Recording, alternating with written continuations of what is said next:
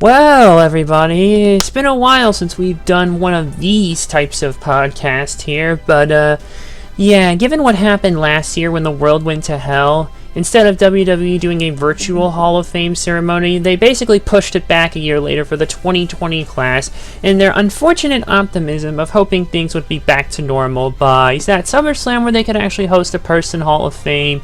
That was not the case, obviously, and thus the 2020 class has had to wait one whole year before they're properly inducted into the Hall of Fame on April 6, 2021. And to make matters crazy, they're doing a 2021 class as well. So depending on how things go, this type of thing may be split into two parts, depending on if they go gung-ho crazy with everyone in the 2021 Hall of Fame, but we shall see what happens. Right now, only one person has for the 2021 Hall of Fame, but right now we have six total acts to be inducted, or were to be inducted last year, that will be inducted this year. We have 4 individual stars, and we have 2 groups as well. That being one of the most famous stables of all time in the world of wrestling, and one of the only female tag teams as well, who you think would be going for the belts, but things are a little complicated right now.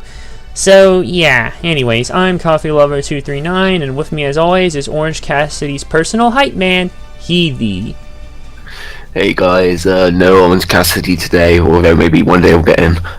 This is one of my favourite podcasts to do, is just chill out, revisit some of the legends that paved the way for the new generation, so yeah, can't wait to get into it. I agree, man, I agree, but only if there was an AEW Hall of Fame, but we're not there yet, unfortunately. But yeah, it's always a good thing to retrospect about past legends as well, who paved the way for supposed future legends that the company could even be bothered to actually book for the future as well.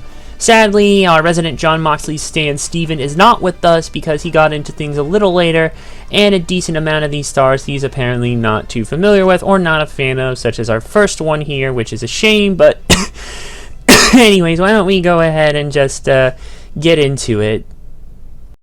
Well, first up here, I can say this man is absolutely worthy of an induction. This one has been a long time coming, and after his retirement match at Wrestlemania 35 against Triple H, you knew this was going to happen one way or another, basically. Batista. Oh boy, what more can you say about Batista that really hasn't already been said? Well, why don't we run down his accolades, shall we? Okay, recognized WWE accolades include a 2-time WWE champion, 4-time and longest reigning World Heavyweight champion, 3-time World Tag Team champion, part of Evolution, more than likely, of course, a 1-time WWE Tag Team champion. I forget that exact reign, but if we go here to the accolades section, there it is, yeah.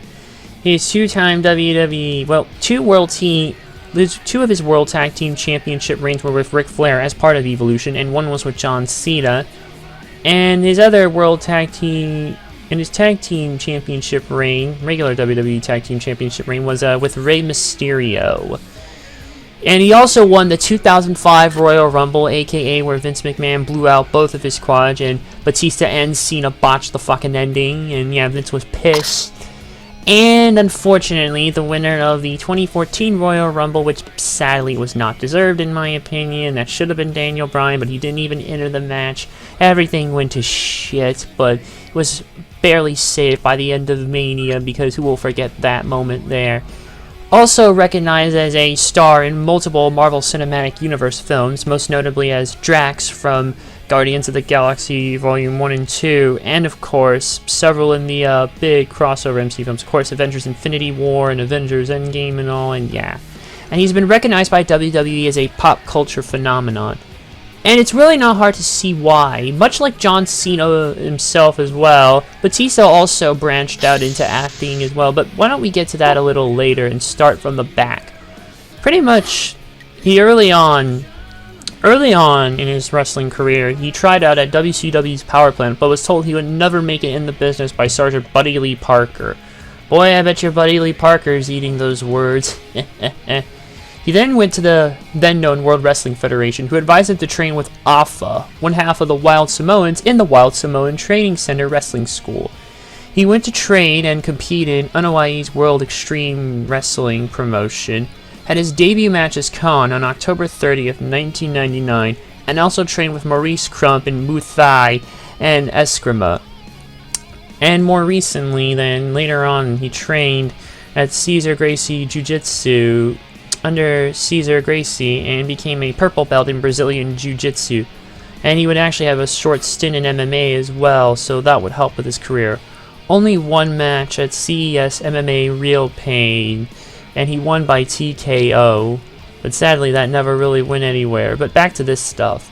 After signing with WWF, he trained in OVW for about 2 years as well, went under the ring name Leviathan, basically, and even later won the OVW World Heavyweight Championship from the Machine, Doug Basham, before losing the belt to the prototype, the future John Cena. And then a few months later, he left OVW and was called up to the main roster. Most of all, his early reign involved him starting off as Deacon Batista, a villainous enforcer for the Reverend Devon. I don't know how many of you remember that, but whew, that was something, I'll just say that much. He made his in-ring debut in a tag team match teaming with Devon against Farouk and Randy Orton, pinning Orton. Funny because, well, we'll get to that when we get to that. Over several weeks, Orton tried to beat Devon and Batista with different partners, but kept losing each time. Eventually, Batista suffered his first loss against Rikishi after Devon accidentally punched him, which allowed Rikishi to take advantage and pin Batista. The two had a falling out, and Batista eventually turned on Devon and beat him to eventually end the feud on the November 14th, 2002, more than likely episode of SmackDown. He was then assigned to the Raw brand and renamed Batista, aligned himself with Ric Flair, and feuded with Kane, who he defeated at Armageddon.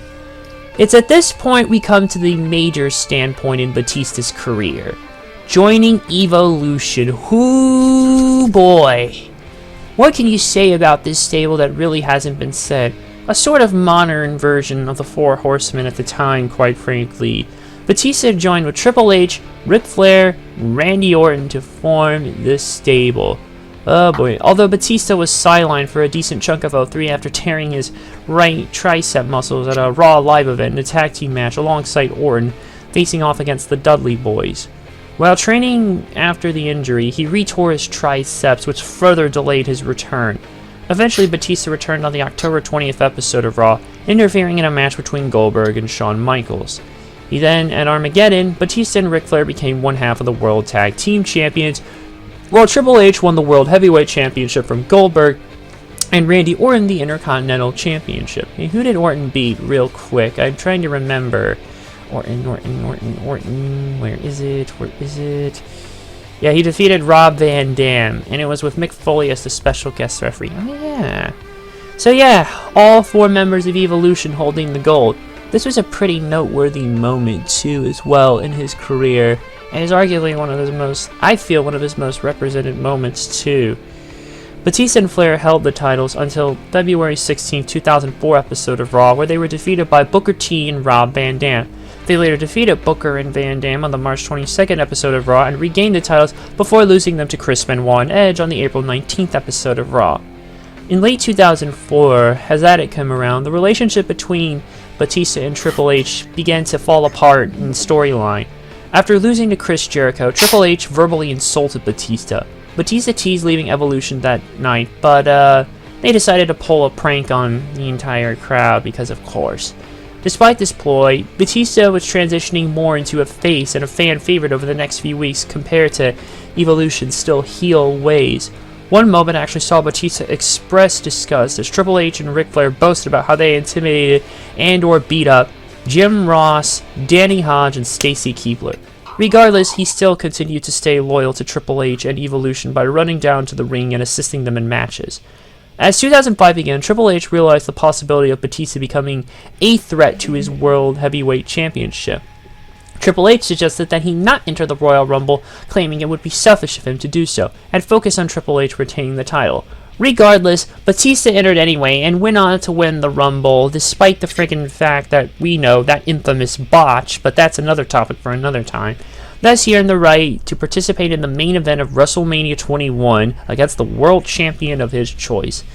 in an attempt to persuade Batista to challenge then WWE Champion John Bradshaw Layfield, who's also getting inducted this year and we'll talk about, and challenger John Cena in a triple threat match rather than him. Triple H concocted a scheme to have Batista run over a limousine resembling the one used by Layfield. Dave did not want help, though, from Evolution and wanted to confront JBL by himself, but Triple H insisted Evolution stick together and accompany Dave anyway, save him from the oncoming vehicle. Batista became aware of the plot, and while sneakily eavesdropping on fellow Evolution members, and signed a contract guaranteeing a match with the World Heavyweight Champion at WrestleMania 21, thus leaving Evolution and officially turning into a fan favorite, also giving Triple H the thumbs down. Very great moment. Yeah, Batista initially pretended he would sign with SmackDown, gave Triple H and Flair the thumbs up, but then turned it into a thumbs down before attacking them. And then he really further just put in the departure by powerbombing Triple H through the table used for the contract signing. It's at this point after his Evolution phase, we finally enter the World Heavyweight Championship phase. What more can you say about this? Batista won the belt on April 3rd in the main event of WrestleMania 21, defeating Triple H in a very awesome celebration. WrestleMania 21 also received over 1 million pay-per-view buys worldwide, which was the highest ever number of buys for a non-boxing pay-per-view. And this match received a lot of acclaim, and rightfully so. And if you haven't seen it, please do go back and watch it. And if it's been a while since you've seen it, please do rewatch it. This was pretty much the moment that solidified Batista as a main eventer, really, moving into the main event and solidified him as a top star in the company. And Batista also won a rematch as well at Backlash that year, pretty much also putting an end to the dreaded Reign of Terror, and thank God for that.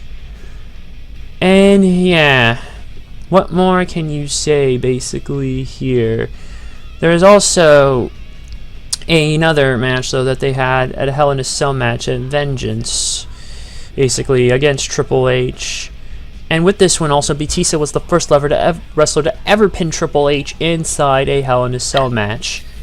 Later that year also, Batista was drafted to SmackDown as part of the 2005 draft lottery, making a surprise appearance to attack JBL, who was celebrating his victory in a 6-man elimination match to crown him the inaugural SmackDown champion. Woo boy.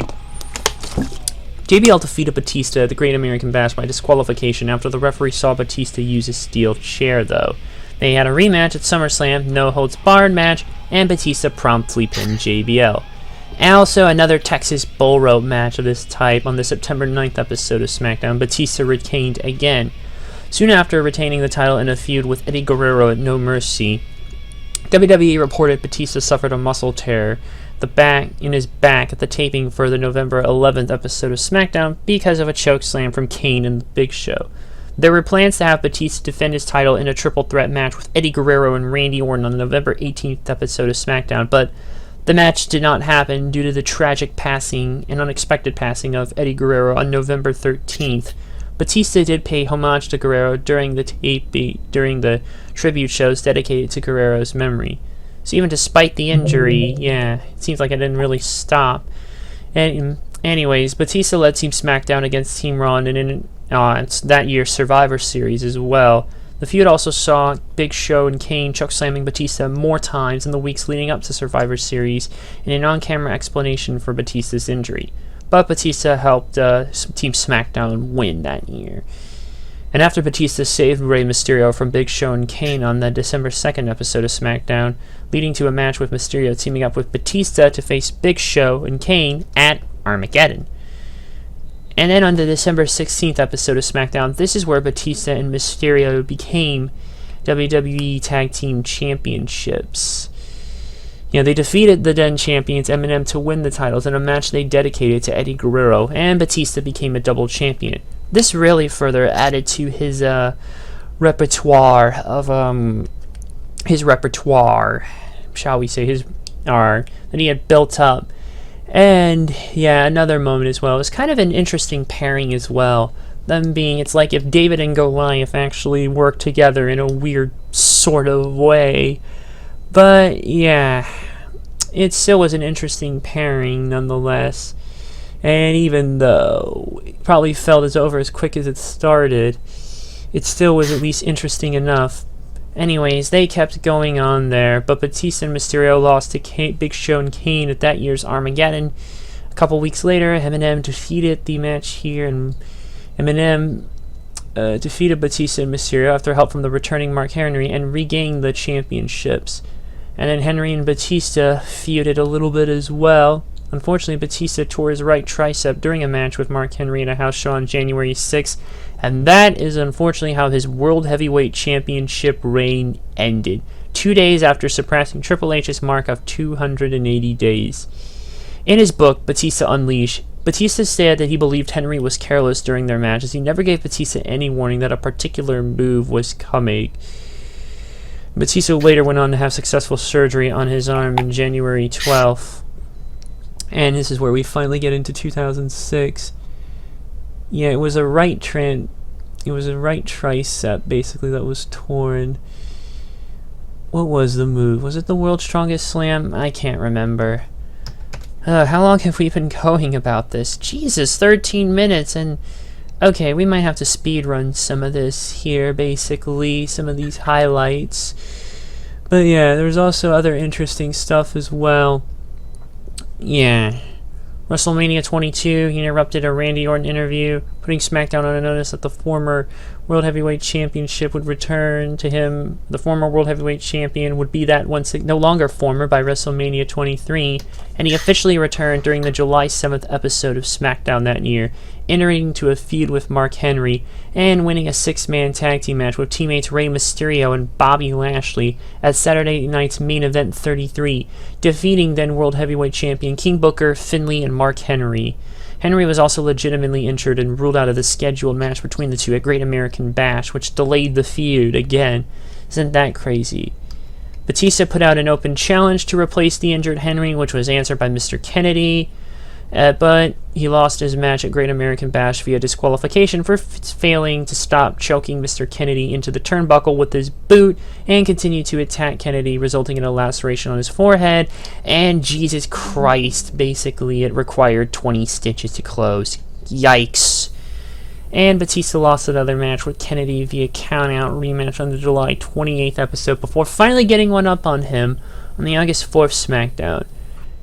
He even faced off against Big Show once for the ECW World Championship on the August 1st episode of WWE CW. And I'm pretty sure the crowd was not having it that night, if I remember correctly. Yeah, I think there were literal chants of change the channel. They were fucking chanting change the channel. Yeah, that was not good, but that was over, thankfully, as quick as it started. They then had a feud with King Booker for the World Heavyweight Championship, and the two faced off in a title match at SummerSlam on August 20th, but Batista won by disqualification, failing to win the title in the process. Yeah, and also failed to capture it again at following No Mercy pay-per-view in a fatal four-way, also involving Finlay and Bobby Lashley. But he finally defeated Booker to regain the World Heavyweight Championship at Survivor Series that year, November 26. And then he teamed with John Cena the following month's Armageddon to defeat King Booker and Finlay, putting an end to the rivalry. My God, there is so much. I think I may have to cut this off here, but his World Heavyweight Championship reign is kind of going on, but there was a lot of interesting people. Feuded with Mr. Kennedy also briefly for the title as well. Also accepted an open challenge infamously from the Great Khali at the Great American Bash. And also participated in the infamous Punjabi prison match at No Mercy, which was hot garbage, but that goes without saying.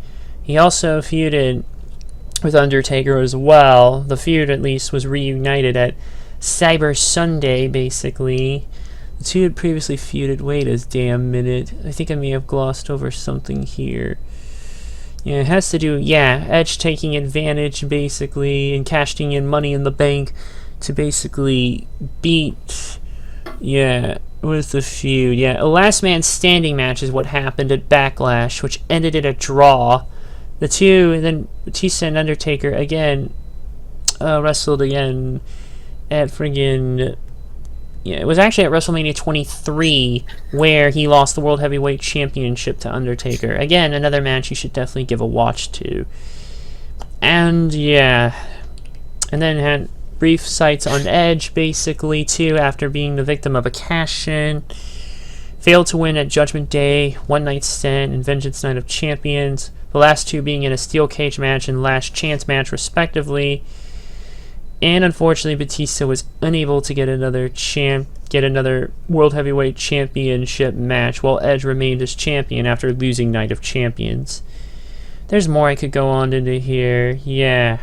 He also appeared in the final 3 of the 2008 Royal Rumble match before being eliminated, and more and more. Unfortunately, his end of the World Heavyweight Champion pursuit stopped here at Survivor Series in 2008, and he was pretty much out of the picture at that point, basically, unfortunately. And yeah, he also had a hamstring injury eventually after what was it? Yeah, SummerSlam, I believe, in 2009 here. Same match, John Cena was forced out of action with a neck injury, and that was basically the last of that there. Eventually, or no, it was SummerSlam prior in 08, my bad, yeah, but unfortunately his last match of 08 in the World Heavyweight Championship picture was at Armageddon.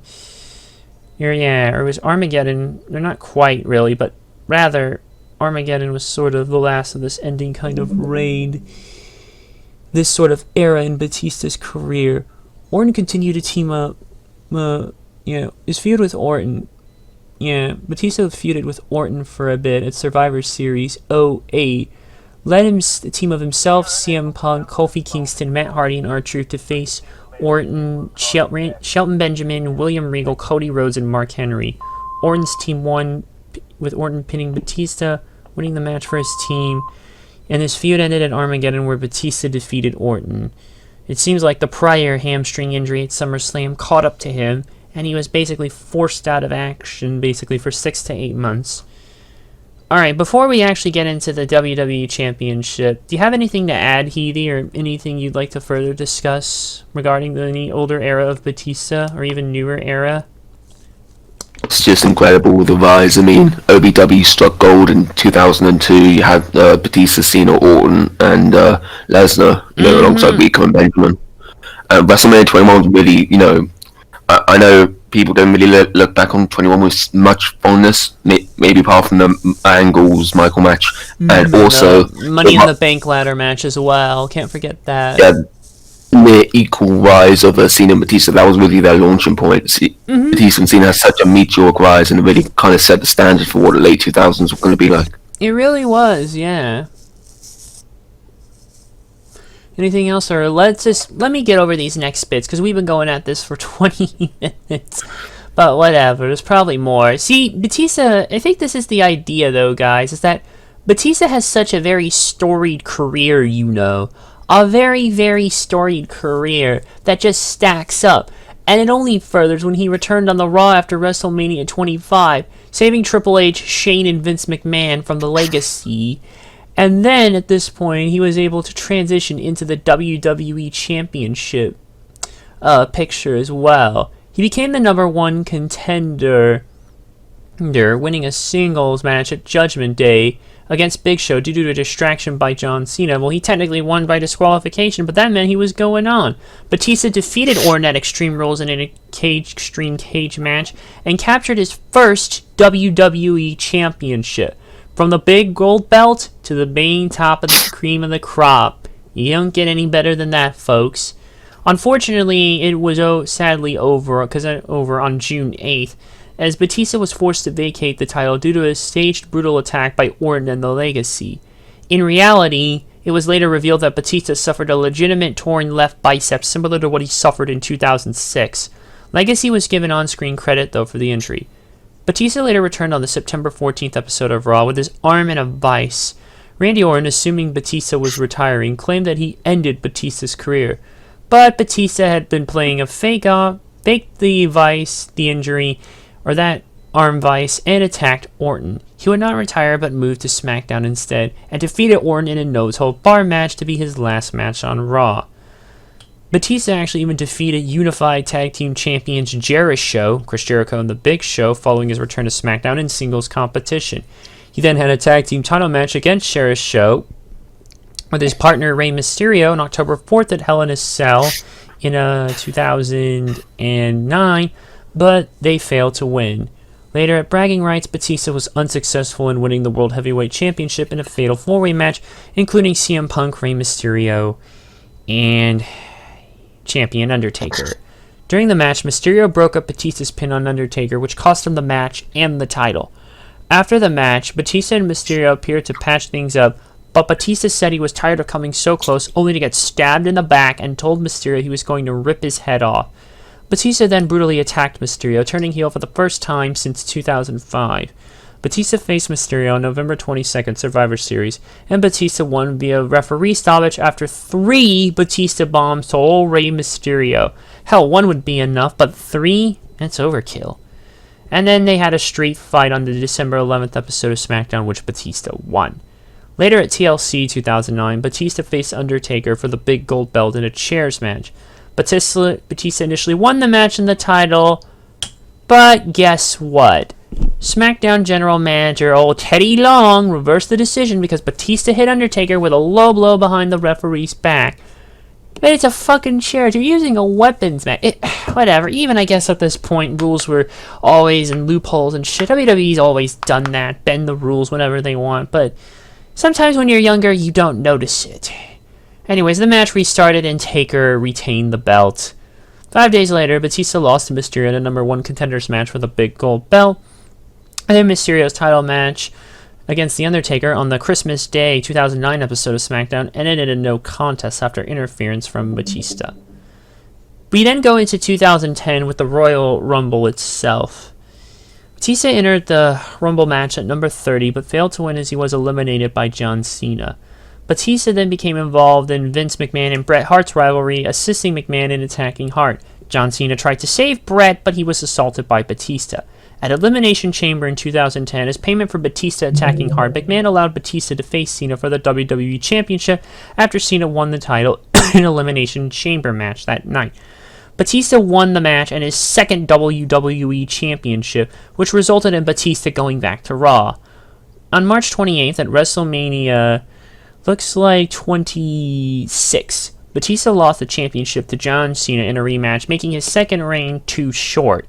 Batista received his rematch for the title in a last man standing at Extreme Rules in the following month, but was defeated by Cena after...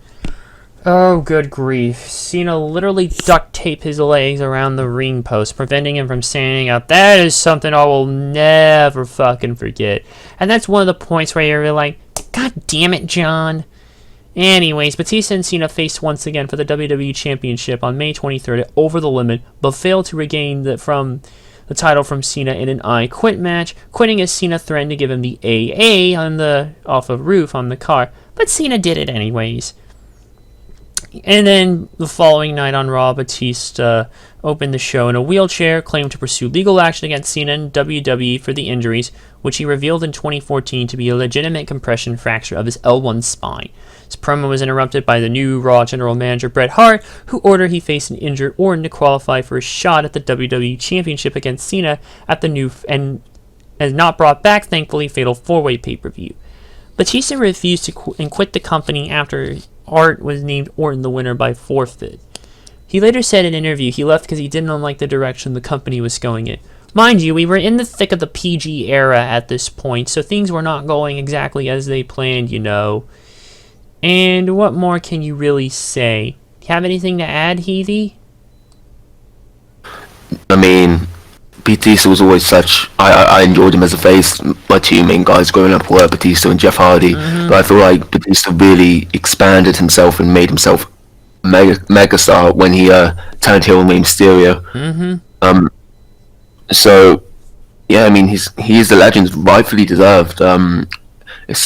I really wanted to see him in last year, and I was super bummed out, probably the most when he wasn't, when the Hall of Fame got cancelled last year. Yeah. But yeah, I'm finally happy to ready to see him get his moment. I'm not too sure what the what the rule book is on. How they're gonna do Yeah, it. on Yeah, we'll just on get to that. attendance and all Yeah, that. they're probably just gonna get to that when they get to that. They might as well do it virtual again. Maybe set up the Thunderdome, but charge a little more here. Or then again, I don't know. Anyways, we're just gonna go ahead and skim through this return bit because I think the less said about it all, the better.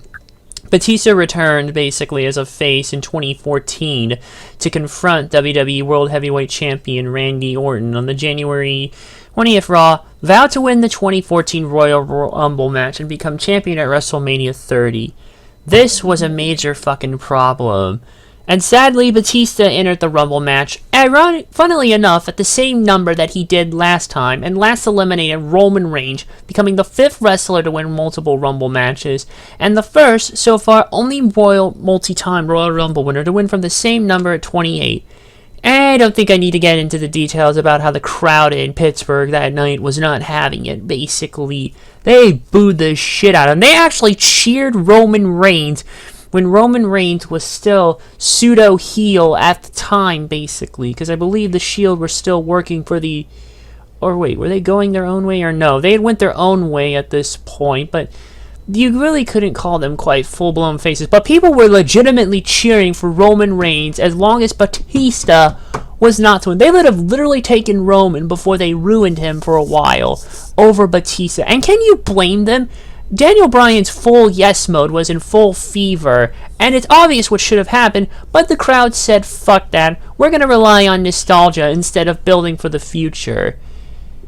Yeah, the crowd began to boo Batista after Reigns was eliminated, and then Batista actually even mocked Bryan and fucking flipped off the crowd. Not the first, not the last. Hell, even Batista himself thought the return of an idea as a face was bad because everyone was so invested in Daniel Bryan and the yes movement. Ultimately, though, not much else really happened. At WrestleMania 30, we all know what happened, basically. Briefly, though, Batista, Orton, and Triple H reunited to reform Evolution, which was, I guess, kind of cool for all of 5 minutes. Unfortunately, things didn't really go forward afterwards. And, of course, they faced off against the Shield at Extreme Rules and Payback, losing both times. And then basically Batista quit on June 2nd of Raw later that year, in 2014, after Triple H denied him a shot at the World Heavyweight Championship. And Batista, this was actually a real life quitting too, legitimately due to creative differences, and you can't blame him. This return was a bit of a fucking fiasco and should not have gone down the way that it did. It sucks, but... Afterwards, in April 2015, Batista said he would only be interested to return at non-televised events. They actually contacted him to appear at WrestleMania 32, but he turned down the offer. This brief return was basically him putting guys over and repaying favors. Finally, after taking time off to star in more movies, we go to where it all ends. Every beginning has an end, folks. And it was his second return at SmackDown 1000. Batista teased a match with Triple H, as Triple H had never beaten him in singles competition. On February 25th, 2019, Batista returned to Raw, had attacked Ric Flair backstage. He was about to make an appearance for his 70th birthday celebration, and called out Triple H. "Do I have your attention now, Hunter? Huh?" Oh my god, and need we mention the March 11th episode of Raw? Batista and Triple H had a face-to-face confrontation in which Batista challenged Triple H to a match at WrestleMania 35 to end his career on his own terms, whilst also vowing to end Triple H's. Triple H accepted, or as Batista said, "Give me what I want!" Oh, the fucking memes on that shit. I'm sorry, just the memes on that were too fucking funny. Oh god. The memes on the "Give Me What I Want" shit. That was like the funniest fucking shit ever. Oh yeah, you gotta remember that, Heathie. That shit was funny, man. I mean, the amount of memes that were created just from that one singular moment. Amen. And so yeah, they had the match. It was a no-holds-barred match. And they had one last little confrontation, basically to put Batista's career on the line. And then at WrestleMania 35, with the podcast that almost went to hell, Batista lost to Triple H after interference from Ric Flair. And then immediately the day after, that's it, folks. Okay, this return was kind of a little rocky, but I feel like his second return was definitely a way to right the wrongs of what happened last time. A lot of stuff was probably more out of his control at that point. And it was the right time, feels like the wrong time for him to come back. And yeah, or at least not used properly per se. But things at least recovered somewhat at the end, and you could give him the send-off that he finally wanted, and that's that. He can continue to go act in movies for the rest of his career, and I don't really have much else to add. What do you think, Heavey? I mean, of course, it wasn't the best return, but I feel like it was necessary. I don't feel that Batista deserved to go on such a sour note in 2014. That was a time when it was like Uber Daniel Bryan. It was Daniel Bryan or bust. Literally nothing would appease the fans unless Bryan would win the title, and Batista was like a byproduct of that, especially winning the Rumble match. So to have him return, I think it was necessary just to have that final blow off with Triple H. Of course, it wasn't a legendary match by any means, but it was what it was. For what it was, it was fine.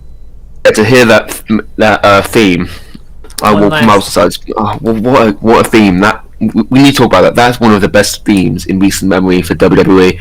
You know, you have Edge's, you have some people say Cena's, but the Batista's definitely up there. Oh yeah, definitely, man. Such a great theme, and that's pretty much it for his run here. I'm pretty sure we could fit all of the themes playing here because we've been having him for like 34 minutes on. But this is the storied history Batista has. And before we go to the next bit, what is your favorite moment in general from Batista, Heavey? I just don't know. I mean, of course, the infamous contract signing in 2005, the thumbs up, the thumbs down, but also with Batista turned heel and he was cutting this promo on Cena about how he's not one to kiss babies and be with goody two shoes guys. That, you know what, that just cemented me. That just cemented at the time as Batista being one of the all-time greats. Exactly, yeah, and pretty much going against everything that was PG era, which John Cena was the poster boy for PG at that point. But those are some good moments. My favorite would probably be him winning the belt at WrestleMania 21, the big gold belt, because that's pretty much the solidifiement of his fucking career. You don't get any better than that, quite frankly. Before we skip, I need to ask you something. Yes? I can't believe we haven't gone without asking this, but we have to. It's Batista. Coffee lover. How big is Batista's dick? You motherfucker. You had to go and do that, didn't you? I did. Shoot. I'm gonna get you for that. If Steven would say he would, so I have to. I don't think he would, actually. I don't think he would. But whatever, folks. Storied history of Batista. We went 35 minutes on Batista alone, but I'd say he's pretty much one of our favorites, and this was damn well worth it. Running over his history here on Wikipedia, and yeah. Alright, let's go on to the next bit. Otherwise, we're gonna be here all day. Alright, next up. What time is it? John O'Clock, motherfuckers, as Ross from Cultaholic would probably say. It's John Bradshaw Layfield. Oh boy. JBL Bradshaw. Whatever you know him as, it's hard to say that you definitely won't forget him if you've seen any of his work here. I mean, he's done quite a bit over the years too. One-time WWE champion and was the former most polarizing WWE champion until Jinder Mahal. One-time Intercontinental champion. One-time United States champion, a three-time WWF Tag Team champion, that being here, three-time WWF Tag Team champion, all with Farouk, more than likely as part of the APA, the one-time European champion, 18-time Hardcore champion, 2013 Slammy Award winner for Favorite Web Show of the Year with Michael Cole and Renee Young, 20th Triple Crown champion, and 10th Grand Slam champion. He's also the longtime commentator, or a longtime commentator, and creator of WWE's Tribute to the Troops series. I know there's an elephant in the room about other stuff, but that's not here or now, folks. The point is, we've got a whole load of accolades, so what really can you say about JBL? Before coming into WWE, he had multiple stints, basically, in the Global Wrestling Federation, the International Circuit, and the National Wrestling Alliance. But it wasn't until the WWF where he had his major run, and later E, signing as Justin Hawk Bradshaw all the way back in 1996 on the January 26, 1996 episode of WWF Superstars as Justin Hawk Bradshaw, defeating Bob Holly in his debut. He had a brief stint teaming with Barry Windham to form the New Blackjacks, which the less said about that, the better, so I'm just going to skip over that. And let's go to the moment where everything really counts. The Acolyte Protection Agency, or the APA. This is pretty much, the APA is pretty much one of the staple tag teams of the Attitude Era. When you think of notable Attitude Era tag teams, you got the Hardy Boys, the Dudley Boys, Edge and Christian, and of course, the Acolytes Protection Agency. Basically, on the Sunday Night Heat before Survivor Series of '98, Bradshaw teamed alongside former Nation of Domination leader Farouk to form the team of the Acolytes. Eventually, after they were originally managed by Jackal, but after Jackal left the WWF, Farouk and Bradshaw joined the Ministry of Darkness, basically. As part of the Ministry, Bradshaw feuded with Ken Shamrock, and then the two stables united, becoming the Corporate Ministry. But after Stone Cold defeated The Undertaker and Fully Loaded, it was all disbanded. Later, the Acolytes won their first of 3 WWF Tag Team Championship reigns on the May 31st, 1999 episode of Raw's War by defeating Kane and X-Pac. On July 5th, Raw is War, they dropped the title to the Hardy Boys, before defeating the Hardy Boys and their manager, Michael P.S. Hayes, at Fully Loaded for their second reign at the WWF Tag Team Championship. But on August 9th, they lost the titles to Kane and X-Pac. But they became fan favorites and changed their gimmick. This is probably what you recognize them as, and I remember. Cigar-smoking bar brawlers for hire. And they became the Acolytes Protection Seat, decking out jeans and t-shirts with the motto of, "Because we need beer money." Of course they do. They were often seen in the back rooms of arenas with a poker table, and later a framed doorway comically in the middle of their often large open-air hallways. And some people don't even bother with the fucking door, actually, too. I can't remember who, but that's one part. They later faced the New Age Outlaws at 2000 Royal Rumble for the tag titles, but lost the match. And I think they may have even had some stints in the Royal Rumble match, but also failed there because of the dreaded Mean Street Posse. And then eventually, they won their third belts on the July 9, 2001 episode of Raw is War, defeating the Dudley Boys, and lost on August 9th to the Alliance members Diamond Dallas Page and the late Chris Kanyon. Bradshaw also defeated the Hurricane to win the WWF European Championship, his first singles title in the WWF. Later lost the title to Christian on November 1st episode of SmackDown. And No Way Out in 2002, the APA won a tag team turmoil match, and then they challenged for the tag titles at WrestleMania XA alongside the Hardys and the Dudleys in a Four Corners elimination match, but lost to the retaining champions Billy and Chuck.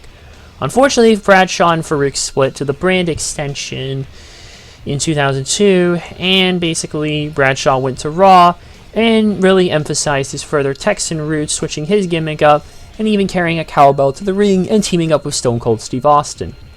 Bradshaw later helped Austin in his feud against the NWO, teaming up with him against them, and had a brief feud with Scott Hall where he faced Hall at Backlash in a losing effort thanks to interference, again by X-Pac. Following Austin's walkout on the WWE, Bradshaw became a part of the Hardcore division and won the belt 17 times, with his first title coming win over Steven Richards on the June 3rd episode of Raw. He later renamed the title the Texas Hardcore Champ, and even renamed his finishing move from Clothesline from Hell to Clothesline from Texas, or Clothesline from Deep in the Heart of Texas. He often did this with his finishing move, which is one hell of a lariat, and even renamed it the Clothesline from Wall Street when he was JBL, but more on that later. JR often called the moves such during on commentary, but the name reverted back to the original. He feuded with too many people for me to list, and people you probably forgot about, like not just Stevie Richards, but also Shawn Stasiak, Raven, Chris Nowinski, Big Show, and many more. And then the belt was eventually unified by Intercontinental Champion Rob Van Dam in August '02. Bradshaw suffered a torn biceps at a house show and was out of action for 6 months, returned to OVW, and then later a few weeks to the active roster. His look was also slightly changed up too. No longer was the long black hair or so that he had had initially when he was a part of the APA. Rather, it was a more shorter kind of look here. Look here. Yeah. Cutting his long hair, returning it to its natural brown color, and clean shaven too. But he eventually teamed up with Farouk, saved Undertaker from the hands of Chuck Palumbo and Johnny Stamboli, reunited APA, who had a short run basically. But unfortunately, this run didn't go much where, other than Bradshaw being a part of Team Angle at Survivor Series, in which Bradshaw eliminated A-Train before he himself was eliminated by Big Show. And, well, Team Angle won that match. Bradshaw also feuded with A-Train for a bit, and even a tribute to the troops on December 25th, 2003, APA defeated World's Greatest Tag Team. Bradshaw entered the Royal Rumble match in '04 at number 5, but was eliminated by a future winner, Chris Benoit. No Way Out that year, APA faced Charlie Haas and Shelton Benjamin in a losing effort, and also further lost again at WrestleMania 20, unsuccessfully challenging the WWE for the WWE Tag Team Championships in the Fatal 4-Way match. The gimmick went on and off until an inevitable losing a tag team "You're Fired" match to Rikishi and Scotty 2 Hotty for the tag title. Paul Heyman, after frustrated by an insult by the APA and also pissed that he was humiliated by John Cena as well and Chris Benoit, told Farouk that he did not win the match, then he was fired. And they lost. And unfortunately, JBL did not back up Farouk with this madness, and he was fired. It only applied to Farouk because management saw a lot of potential in Bradshaw and left after telling Bradshaw to think about his own future. Unfortunately, he said they quit, but Bradshaw hesitated, and that was that. Well, this was more for Farouk to retire. They had stopped using him as an on-air performer, but he later worked behind the scenes under various roles.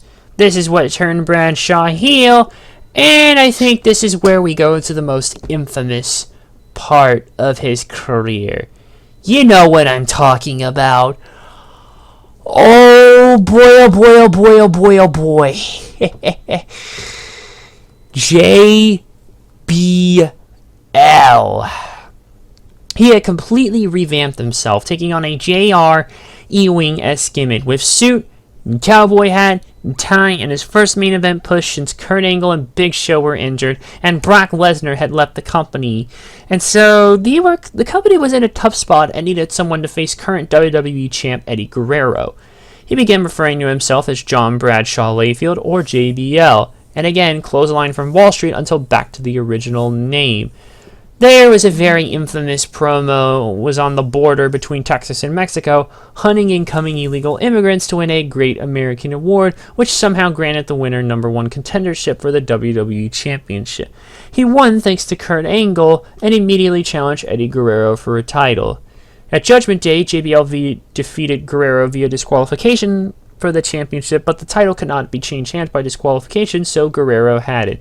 And then JBL controversially won his sole world championship from Guerrero in a Texas Bull Rope match at the Great American Bash. Oh boy, the initial decision was reverse of Guerrero's victory, awarding the match and the title to JBL because the replay showed JBL touched the fourth corner before Guerrero. And people were not having it, man.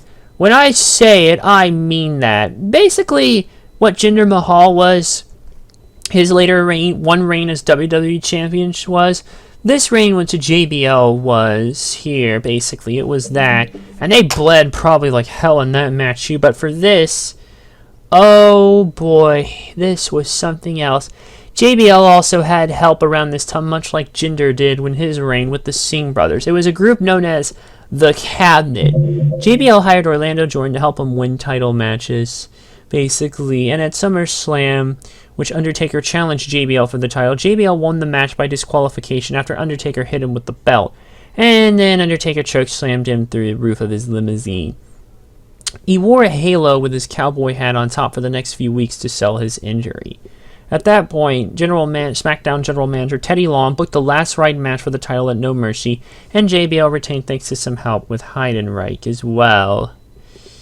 But yeah, it wasn't later until the Cabinet eventually came in sometime after JBL retained the belt at Armageddon in 2004 against Eddie Guerrero, Undertaker, and Booker T after a run-in by Heidenreich, who incapacitated Undertaker, and JBL took advantage and hit Booker with the clothesline from hell to pin him successfully. This is when it wasn't until the Cabinet finally came in later on into the peak, basically. Not just Orlando Jordan, the chief of staff, but Doug and Danny Basham, who were his co-secretaries of defense until quitting the Cabinet on the June 16, 2005 episode of SmackDown. Amy Weber was also a member as well of the Diva Search fame, being JBL's image consultant, but later left WWE. It was explained that JBL fired her after an episode of SmackDown taped in Japan. The episode accidentally saw Weber shoot JBL with a tranquilizer gun. Jordan's the only member that was not announced to left the group, but mention of the term Cabinet went on hiatus after SummerSlam, and Orlando was released eventually from WWE in May of 2006. JBL defended his title at the Royal Rumble against Big Show and Kurt Angle in a triple threat match, which he pinned Angle with the clothesline from hell, and against Big Show in a barbed wire steel cage match at No Way Out, in which Big Show chokeslammed JBL through the top rope in the ring, and JBL later crawled out from under the ring apron, winning the match by escape. This is 05 that we're in now, yeah. Next episode of SmackDown, JBL had a celebration of excellence, in which the Cabinet celebrated the fact that he was the longest reigning WWE champion in 10 years, which Big Show and newly crowned #1 contender John Cena crashed. And finally, mercifully, JBL's 9-month reign, lasting 280 days, billed at the longest in a decade, finally lost to John Cena at WrestleMania 21. Thank God, not a minute soon. JBL defeated Big Show, Booker T, and Kurt Angle in a fatal 4-way match on the April 28th episode of SmackDown to get a rematch for the WWE Championship, but lost to Cena at Judgment Day in an I Quit match. Alright, why don't we break from this here and give you some time to chime in, Heathy. What do you think so far? I mean, he's been such a great tag team wrestler. I mean, when you heard the APA theme, it's like the Shield before the Shield. You know, bodies were going to get messed up. Someone was going to get their ass kicked. Yeah, I mean, here's the thing. I think it was a shock when he became champion. Obviously, in retrospect, because I was only like 5 at the time. You know, he was still Bradshaw about a few months before he became champion, so it was kind of a bit of a culture shock there. He was like an undercard feud. Yeah, so it kind of felt like a sudden jump again, much like Jinder Mahal later on. Yeah, Eddie was always like an undercard feud with Luther Reigns, and so you know. That's a name, that's a name I had to search up for, but... Wow, but yeah, and Eddie Guerrero also was like the homeboy, so like me, native-born Texan, Eddie Guerrero was one of the home guys I had to root for, so this reign, if I remember, I probably wasn't having any of it with JBL at this point.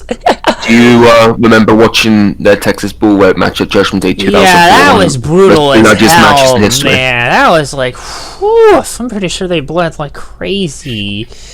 Holy... Stuffed Pikachu, I would say. And not to mention, basically, the reversal of the match also, too. It's like, God damn it, you son of a... No! It's like, oh my goodness.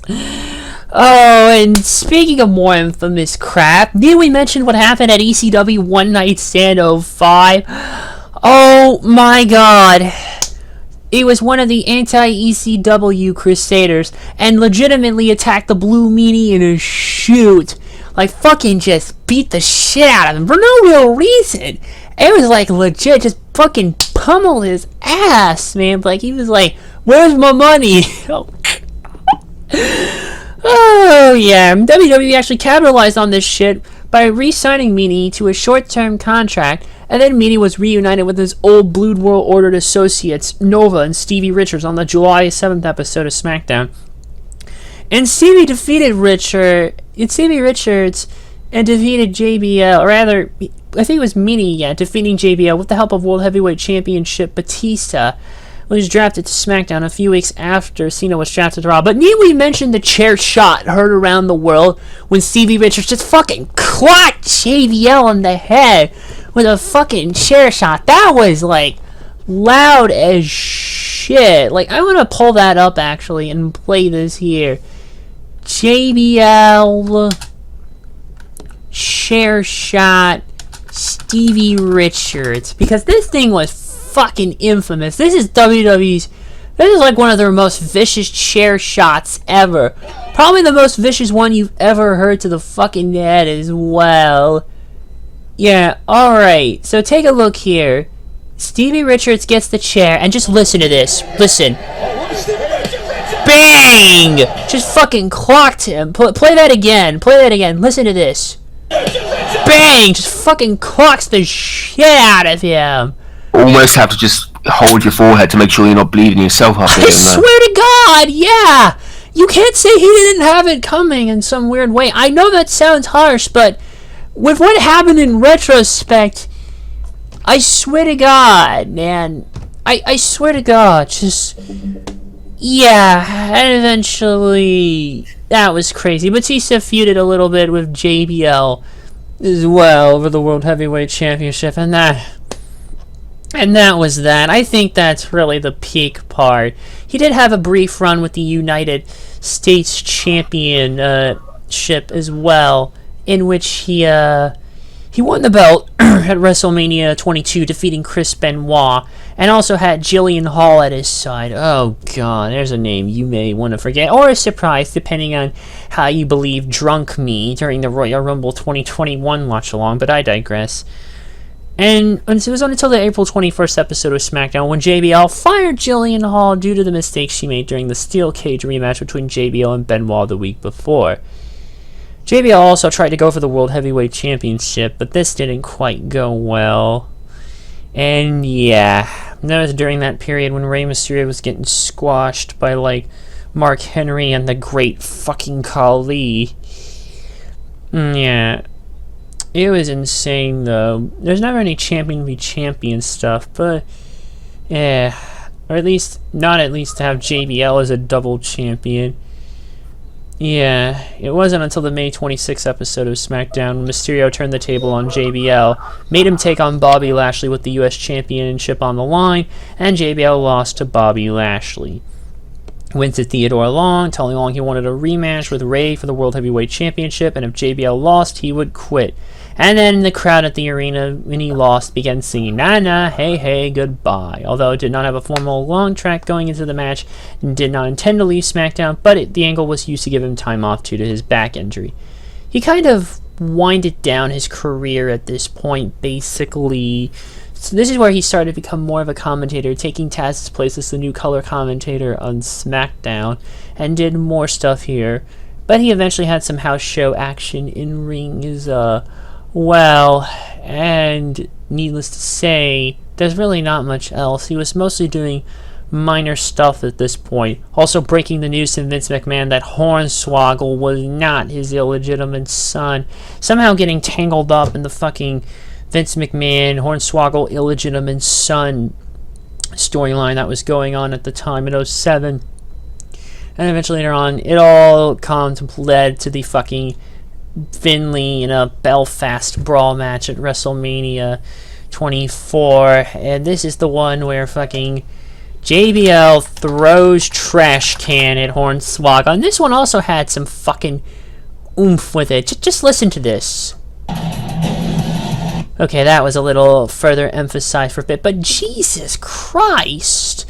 What is it with JBL and Strong Object? It's happened to him and he's done it to others. I don't get it. I really don't. And it was in late 2007 when he technically resumed his wrestling career. We had that whole fiasco, Belfast Brawl. He then went back into the WWE Championship picture, but that pretty much went nowhere. He had a brief run with the Intercontinental Championship as well, basically. What was it here? If I could just find it. It was March 9th, basically, in 2009, I believe, here. And this is... He defeated CM Punk to win the IC Championship. March 9th episode of Raw. And it was in 2009. And he became the 10th Grand Slam champion and 12th Triple Crown champion. The title reign only lasted 1 month, losing the Intercontinental title to WrestleMania 25 against Rey Mysterio in 21 seconds. He then grabbed the microphone after the match and said, "I quit!" And then he announced his retirement from wrestling, and that was that. Well, at least for his in-ring career. He had occasional other stints. Of course, he was known as a commentator, needless to say, and there was a lot of other stuff as well. But that's really that.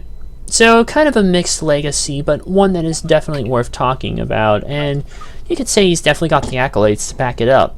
What do you think, Heavey? I was a kid when I got to see WrestleMania 25 live, and I thought he was such a such a little bitch for. Oh, he was. Yeah. Yeah. Nothing lasts forever, you know.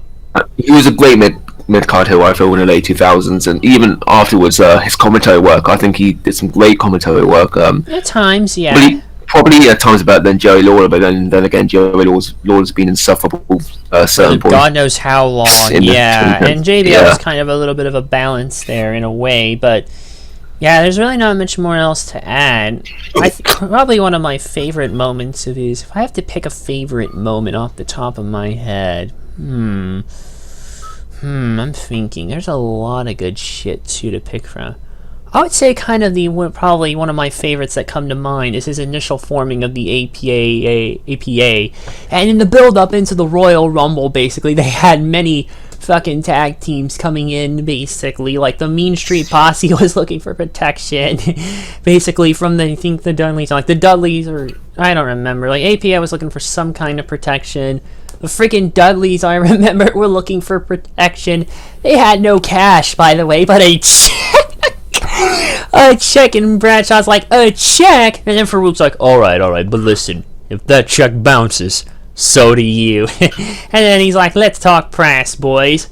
Another good moment I remember in the APA is when when the Right to Censor was running amok, and the cat was basically wanting to fight with the Right to Nudity. And basically, the funny thing is, basically, like, they were in St. Louis that night, and like Cat basically seeks out the support of the APA to basically go and wants to get naked.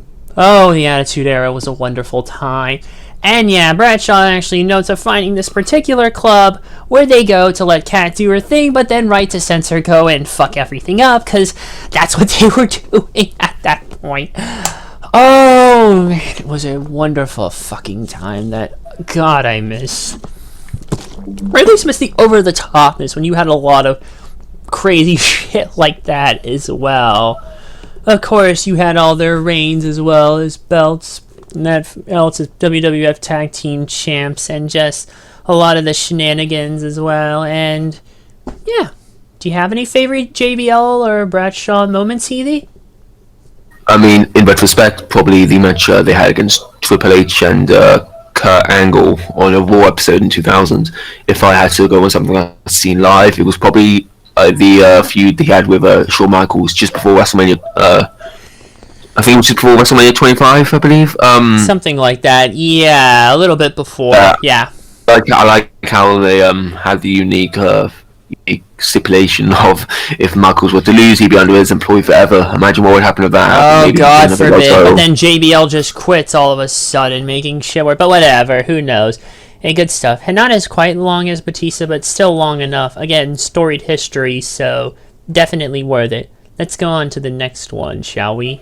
And here we go. Our next inductee is our only posthumous inductee, but it's one that has definitely been warranted for the longest time possible.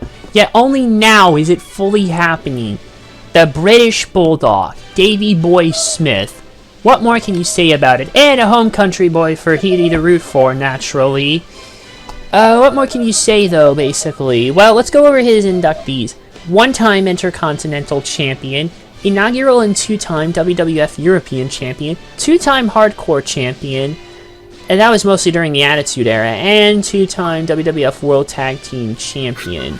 The Tag Team Champion reigned of short, being one with Dynamite Kid and one with Owen Hart. So what more can you really say as well? Other accolades in WWE that aren't listed are the Battle Royal at Albert Hall in 1991, and there's other stuff too. I think that's really mostly it, not counting tournaments and stuff. But Davey Boy Swift, what more can you say? When you think prominent British wrestlers as well, he's obviously one you think that would come to mind himself. Trained by Ted Bentley in Winnick, England, before relocating to Calgary, Alberta, Canada, to further his training under the legendary Stu Hart. While training with Hart, Smith met Stu and Helen Hart's youngest daughter, Diana, and they married for about 16 years or so until they divorced in 2000, and sadly 2 years later he would pass away. He would pass away 2 days after my 5th birthday, sadly. Their son Harry is also an accomplished professional wrestler in WWE and won Tag Gold in NJPW and Pro Wrestling Noah. Smith himself won multiple titles within the decades too. His early career, like I said, trained mostly in the late 70s and was brought into the World Wrestling Federation back in the mid to late 80s, along with Smith's brothers-in-law Bret Hart and Jim the Anvil Neidhart, after Vince bought out Stampede Wrestling, the Hart's promo. At first, the Bulldogs were, I noticed I said Bulldogs, basically, because they were kind of teaming, basically. If I could figure, Bulldogs, hold on. So yeah, also alongside, Tom Billington, aka the Dynamite Kid, as well. Yeah. Anyways, so yeah, they were all brought in. The Bulldogs pretty much started a feud with Hart and Neidhart, who are now known as the Hart Foundation, basically, and also feuded with the Dream Team, Greg Valentine and Brutus the Barber Beefcake. And at WrestleMania 2, with Lou Albano and Ozzy Osbourne in their corner, the Bulldogs defeated the Dream Team for the Tag Team Championship, first of many at the time. Anyways, or maybe many, what was it? Yeah, 2-time at least, two-time. Bulldogs held the title for 9 months while feuding with the Dream Team and Nikolai Volkov in the Iron Sheik, but the Hart Foundation bested the Bulldogs to win the title on a January 1987 episode of Superstars. Bulldog actually did gain a mascot, went by the name Matilda, feuded with the likes of the Islanders, Demolition, and the Rogue brothers. They left in the World Wrestling Federation in '98 due to backstage problems between Dynamite Kid and the Rogue brothers. The Bulldogs already pulled pranks on the Rogues, and Kurt Hennig also pranked the duo, assuming the Bulldogs were behind that prank as well, retaliated. Jacques Rogue knocked over 4 of Dynamite Kid's teeth, or knocked 4 of them out, with a fistful of rolled quarters. Oof.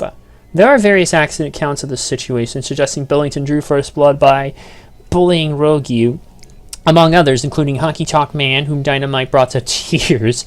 In Miami, no disciplinary action was taken against Jacques, and Billington quit the WWF afterwards over a dispute over the management over the issuance of complimentary plane tickets, over which he resigned from the company, and Smith followed suit as well.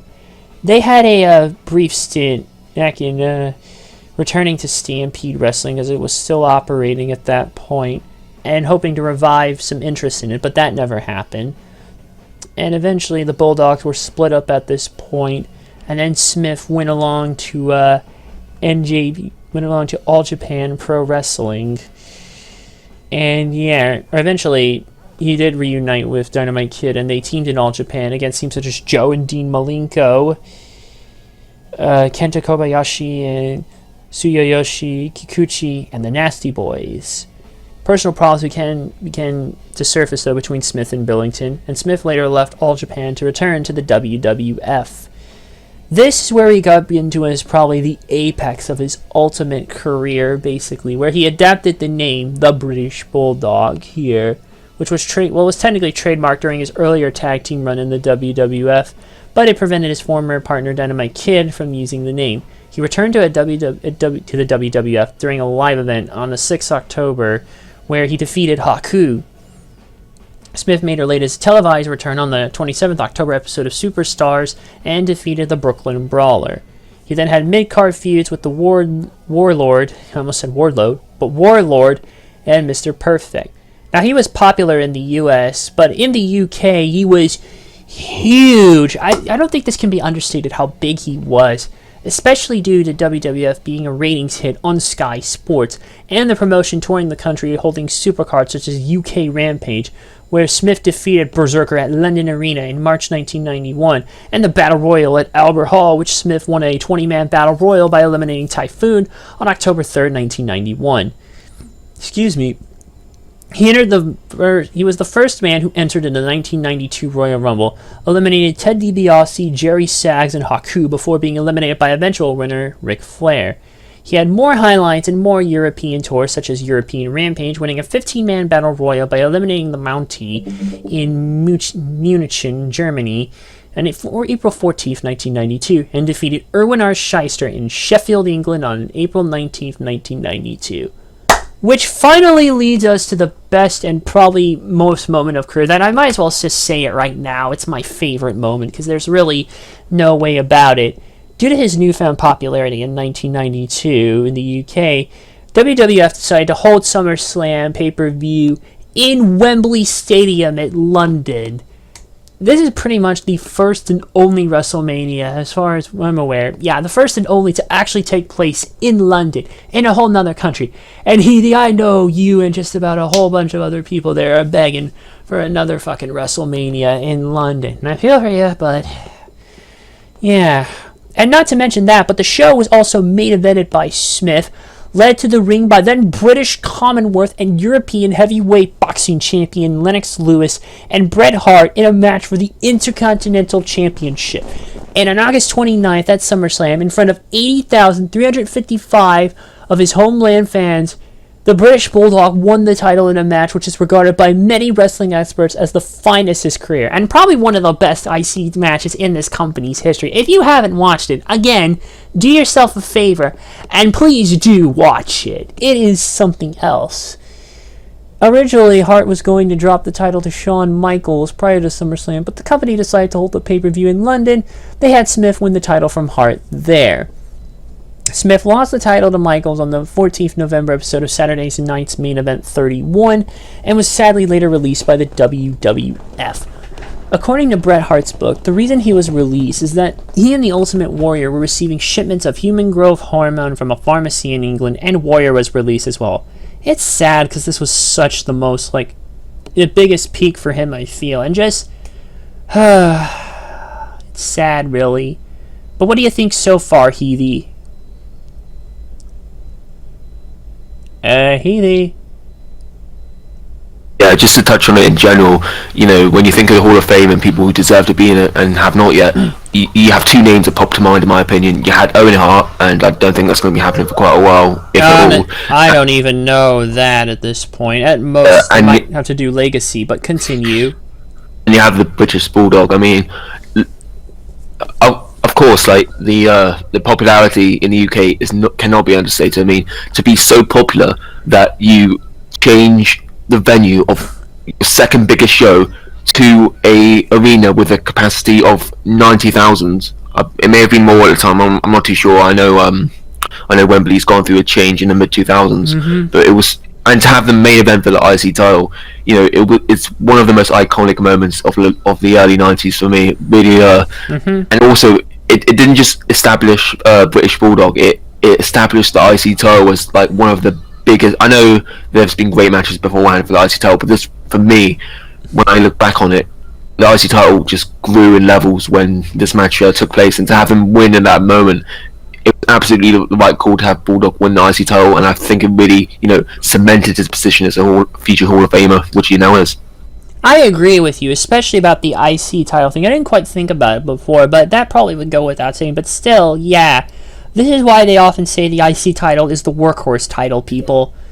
He also had a couple matches in ECW when it was Eastern Championship Wrestling, but it was only 2 matches over the course of a year.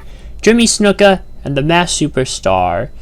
He also had a brief return in All Japan Pro Wrestling, doing tag matches, a brief 1-year stint in 1993 WCW, forming an alliance with protagonist Sting and engaging in feuds with Sid Vicious and Big Van Vader, and even wrestled World Heavyweight Champion Vader on a number of occasions, including main event clashes at Slamboree and Clash of the Champions 24.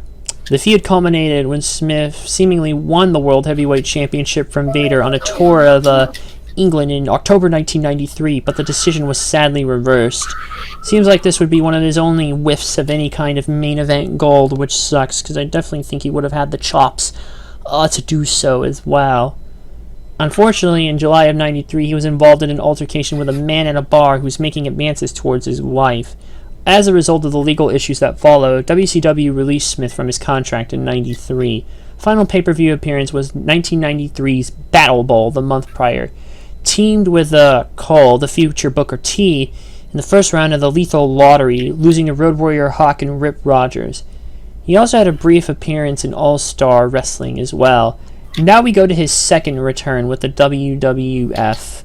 This is when he became a part of the Allied Powers and also involved in the ongoing family feud between Bret and Owen Hart. Smith teamed up with Bret against Owen and Jim Neidhart in a series of tag matches, and it led to a victory on an episode of Monday Night Raw. Smith also appeared in a 10-man Survivor Series elimination match. He teamed up with Razor Ramon, the IC champion, the 1-2-3 Kid, and the Head Shrinkers. They faced Shawn Michaels and Diesel, Owen Hart, Jeff Jarrett, and Jim Neidhart. Smith was eventually counted out. He also played a key part in the main event featuring his brothers-in-law, Bret and Owen, in which he supported Bret against Owen's benefactor, Mr. Bob Backlund. Smith would be knocked unconscious by Owen, allowing Owen to take advantage of his brother's situation. And Owen further manipulated Bret's mom to surrender to Backlund on Bret's behalf and caused Bret to lose the match and the world title. 2 days later, Smith won a title match against Backlund by countout just 1 day before Backlund would lose the title to Kevin Nash. He entered second in the Royal Rumble 1995 as the second entrant and was one of the final 2 participants along Shawn Michaels. You thought Smith would win, but nope. Shawn hung on, and pretty much at that point, boom. Yeah, Smith got eliminated. Soon after, and he was already celebrating beforehand, but only 1 foot touched the ground, not both. Anyways, though, later on, Smith teamed with Lex Luger as the Allied Powers. The team, though, was not very successful, only on 2 pay-per-view matches as a team. First at WrestleMania 11, where they defeated the Blue Brothers. Second, and In Your House 2, where they failed to win the tag team belts from Owen Hart and Yokozuna. They then began feuding with Men on a Mission, and then, unfortunately, Luger kayfabe no-showed the match on an August episode of Monday Night Raw. Smith found a replacement in Diesel, but Smith unexpectedly attacked Diesel and turned heel for the first time in his career. A key stepping stone, if you ask me, or what it feels like it should be, given what we've seen over the past many years. Helping Men on a Mission beat up Diesel and align themselves with Jim Cornette's stable, with Owen Hart and Yokozuna, who had been his adversaries a month earlier, ripped the Allied Powers. Oh boy. At this point, he became a part of Camp Cornette, basically, even teamed up with the British Bulldog as well, and eventually even further reuniting to join forces, eventually with Bret Hart, Jim Hart, and Brian Pillman to form a new form of the Hart Foundation, of course, feuding with Stone Cold and other American wrestlers. An interesting riff between American fans where the Hart Foundation were bad guys and Canadian fans who revered the Hart Foundation because, again, home country boys. Smith and Owen eventually did win the World Tag Team titles, but lost them to Austin and Stone Cold Steve Austin and Shawn Michaels, and lost the final match in a tournament for the vacant tag team titles to Austin and Dude Love. Smith actually feuded with Ken Shamrock for the European title, and later lost it to Shawn Michaels at the British pay-per-view one night only. And Smith was actually booked in the main event to defend the belt against Michaels, but Michaels convinced McMahon that he should win it to create build-up not only for the impending rematch with Bret Hart, but a rematch against Smith at the next British pay-per-view. Reluctantly, Smith agreed, and the fans at the event who gave Smith an ovation voiced their displeasure by booing Michaels and littering the ring with garbage, as what happened in the 90s. It marks the only time, by the way, Smith lost on a WWF card in the UK.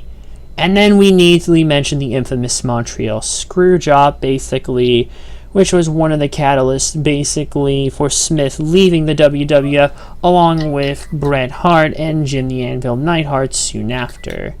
Sadly, Brian Pillman died before the whole thing really came to fruition, like a month before, and Owen Hart was just stuck there for good, unfortunately. Smith later had a brief stint, once again, in WCW in 1997 to 1998. Unfortunately, this stint really went nowhere, and the only more memorable moment was he suffered a very serious injury at 1998 Fall Brawl during the War Games match. Or was it not the War Games match? No, but there was a thing in there. I mentioned War Games because if you remember the War Games match that year, there was a trap door for the Ultimate Warrior, basically, to enter in during a very key moment. If you've seen it, you'll know what I'm talking about. And I've seen every War Games match, every televised one that there is, so yeah. Needless to say, it happened during a separate match. It was Smith and Neidhart against the Dancing Fools, Disco Inferno, and Alex Wright. Smith landed twice awkwardly on a trapdoor that had been set up under the ring canvas to enable the Warrior to make a dramatic entrance during the night's main event, that year's War Game match. He suffered a spinal infection as a result, damn near got paralyzed, hospitalized for 6 months, yeah. And to make matters worse, while he was recuperating, he was fired via FedEx. Ouch. And not to mention, not only was he fired by FedEx, he developed a serious addiction to morphine and painkillers. And this bled heavily into what was his third return and final return, sadly, to the WWF. He returned after following the death of Owen Hart, unfortunately, in September of 1999. And rather than his usual attire, in keeping with the new Attitude Era, he changed his attire to primary jeans instead of his usual Union flag adorned tights, and his theme music was changed from Rule Britannia to a remix of that particular theme, and later to rock music, with the sounds of a dog barking as the song began. Get it? Smith did beat the Big Boss Man for the Hardcore Championship, but later forfeited that belt that evening, giving it back to Al Snow, because Boss Man had kidnapped Al Snow Doc's Pepper to win the title from him, and driving him insane from the process. Oof. He then tried to pursue the WWF Championship, turning heel, beginning a feud with The Rock, headlining Unforgiven as part of a 6-man WWF Championship match that was won by Triple H. Ooh, and later, on October 2nd, Smith returned to England as a heel in Rebellion, and lost to The Rock at No Mercy. And then he later defeated D'Lo Brown for the European Championship on the October 26th episode of SmackDown, and lost the title to Val Venus in a triple threat at Armageddon 1999. So it was mostly 99. Oh, and by the way, need we mention the friggin' feud, basically, with him and The Rock, where he literally got rocked bottom into the dog crap, and it was basically the single greatest call of Michael Cole's career. Let me see if I can find it. Rock bottom British Bulldog, because it really is. If I could just find it here, listen, just listen.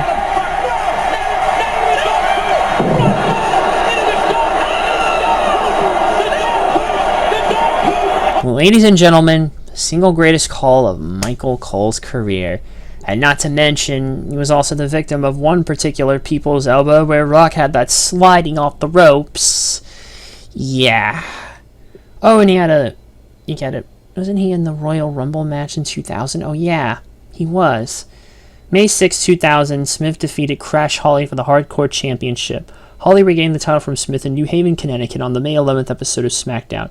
His last televised match was Sunday Night Heat, when he burst into Eddie Guerrero and Chyna's locker room, accusing Guerrero, European champion at the time, of not treating the belt with the respect it deserved. They had a European Championship match on Heat where both men were disqualified. And then he left WWF on May 15, 2000, the day before my 3rd birthday, and then he would later retire from wrestling. It felt like a lot of his run was really hampered by his injury and his morphine and pain-killing addiction. There really wasn't much that happened, needless to say, in that run, and unfortunately, it really sucks, quite frankly. It felt like even his attempts to adapt really just did not really connect well, and it sucks. He wasn't able to go as well as he was in the past, and it hurts. This reign was a flop, unfortunately, and I feel bad that things went down into the way. He was planning to come out of retirement, though, he was planning to come out of retirement, wrestling in 3 tag matches with his son, Harry Smith, the previous weekend before his unfortunate death in Manitoba, Canada. Unfortunately, that never happened. He died on May 18th, 2002, after suffering a heart attack while on holiday in Invermere, British Columbia, with his girlfriend, Bruce Hart's estranged wife, Andrea Redding. He was 39 years old. Forensic scientist Julie Evans stated that although she had found steroids and painkillers in his system, they were not at a life-threatening level. Instead, he had died from natural causes with an enlarged heart, probably over the years of all the abuse that he took and the later addiction and stuff. Bruce Hart would later claim that Davey paid the price with steroid cocktails and human growth hormones, as sadly a lot of people who during that time were in their bit. 2 funeral services were held, one by Andrea and the other one by the Hart family. Brett attended both. So it's really just as sad that it just ends with like that, and that he probably still had more to give and maybe possible another return, but sadly we'll never know. But for his earlier runs, he's definitely more than warranted his induction. What do you think, Healy? And what's your favorite British Bulldog moment? Yeah, I mean, the ending was a bit stop-start, but the things he did in his earlier career, I mean, the fact that he got to main event Wembley, he nearly went coast to coast as a Rumble runner-up. But I mean, how could you not say that the Wembley win for the IC title is not his best moment? Of course, there's probably other cult moments that people remember because they were there or it was their first show. But like widespread regard is probably for that IC title match in 1992 against Bret Hart for the IC title. That is probably, I don't think anything can top that, really. Yeah, I have to agree with you there, man. Favorite run there. It's just very well worthy, very long having, and yeah, what can I say, basically? Alright, let's go on to the next guy. Unfortunately, it seems like we've come to a little bit of a, not necessarily a mixed bag. If you're a Japanese wrestling fan, this guy is undoubtedly one you would have to fucking have, basically, like, know about. And how could you not, quite frankly? Or even if you don't, he's had runs in other companies as well.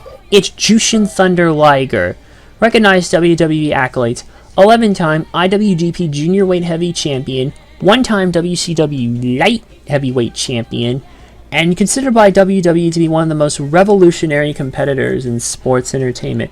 Certainly one of the most famous mass wrestlers as well, and arguably the company he's actually best known for is none other than New Japan Pro Wrestling, the longest tenured member of the roster, remaining with the company since his debut in 1984 until his retirement in January of last year. His career literally spanned 3.5 decades and over 4,000 matches, major events for various promotions across the globe, including America's WWE, and he'll be inducted, of course, the Hall of Fame. So what more can you really say, basically?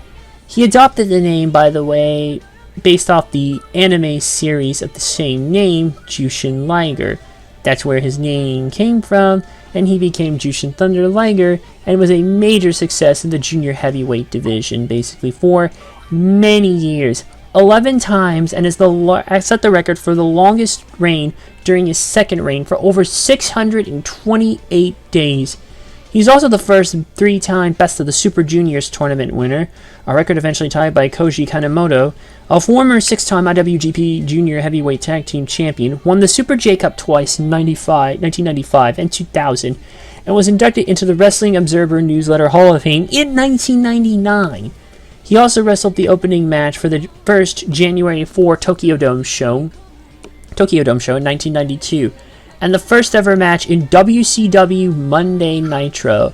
He's frequently cited as one of the greatest junior heavyweights of all time, and his resume more than speaks to itself, basically. And what more can we really honestly say? You really can't even say much here that hasn't probably already been said. His Super J Cup wins as well. He even actually, So, when he returned on April 24th, 1989 at Tokyo Dome as Jushin Liger, this is when the character fully came into fruition, defeating Kunayaki Kobayashi, and also wrestled all Black Tigers to date, from Mark Rocco in 1989 to Tatsuhito Takaiwa in 2009. He went under changes in concurrent with the current Go Nagai anime progressing and its hero powering up, basically. And it was in January of 1990 when he fully became Jushin Thunder Liger, which he used for pretty much the rest of his career. And he pretty much, like I said, is one of the top junior heavyweights in NJPW history. And never unmasked either, at least not later on as this round here. He's probably one of the more famous masked non-WWE wrestlers, I would say so. And he always blocked his appearance by covering his face with one hand. And he was always a pretty noteworthy high flyer as well early on. But as he has started adapting more power moves later on, started focusing on more grappling and storytelling as well. Well, he had to reduce the stress he was putting on his body after going brain tumor surgery in 1996, which explained why he lost his match to Ultimo Dragon in the first round of the J-Crown tournament. And like I said, he also wrestled Macho Man, or I don't know if I mentioned, but he also got to wrestle Macho Man Randy Savage on July 17th, which he lost. And there's a lot more stuff as well. He faced off with the Great Muta in October of 1996. And then he started becoming more of, I guess, bad guy-ish, or not bad guyish, but it's like became the victim of Muta's bad guy underhanded tactics. It was a style over the years, even tearing Liger's mask off, ripping it off, But Liger kept his face out on the mat, as you do. And what more could you even say, basically? And he revived Kishin Liger as well, which he had for a while at one point, and faced off with Bad Boy Hito as well.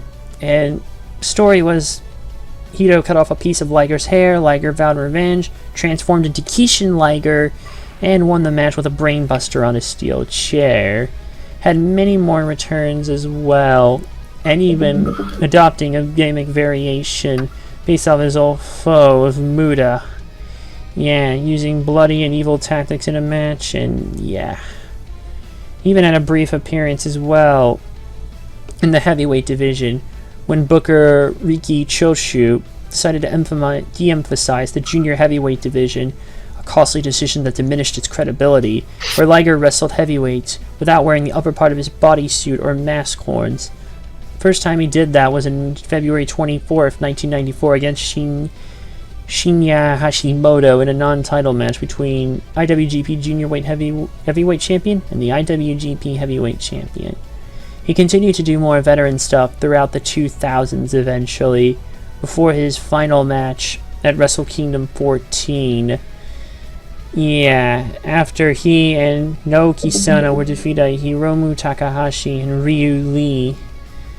And he teamed with a lot of other veterans as well, teaming with fellow veteran Tiger Mask as well. And even ran a heel stable, Control Terrorism unit, along with Hiroki Goto, Minoru Tanaka, Black Tiger 4, Geto, Yado, Prince Devitt, the future Finn Balor, and briefly James Gibson, Jamie Noble also.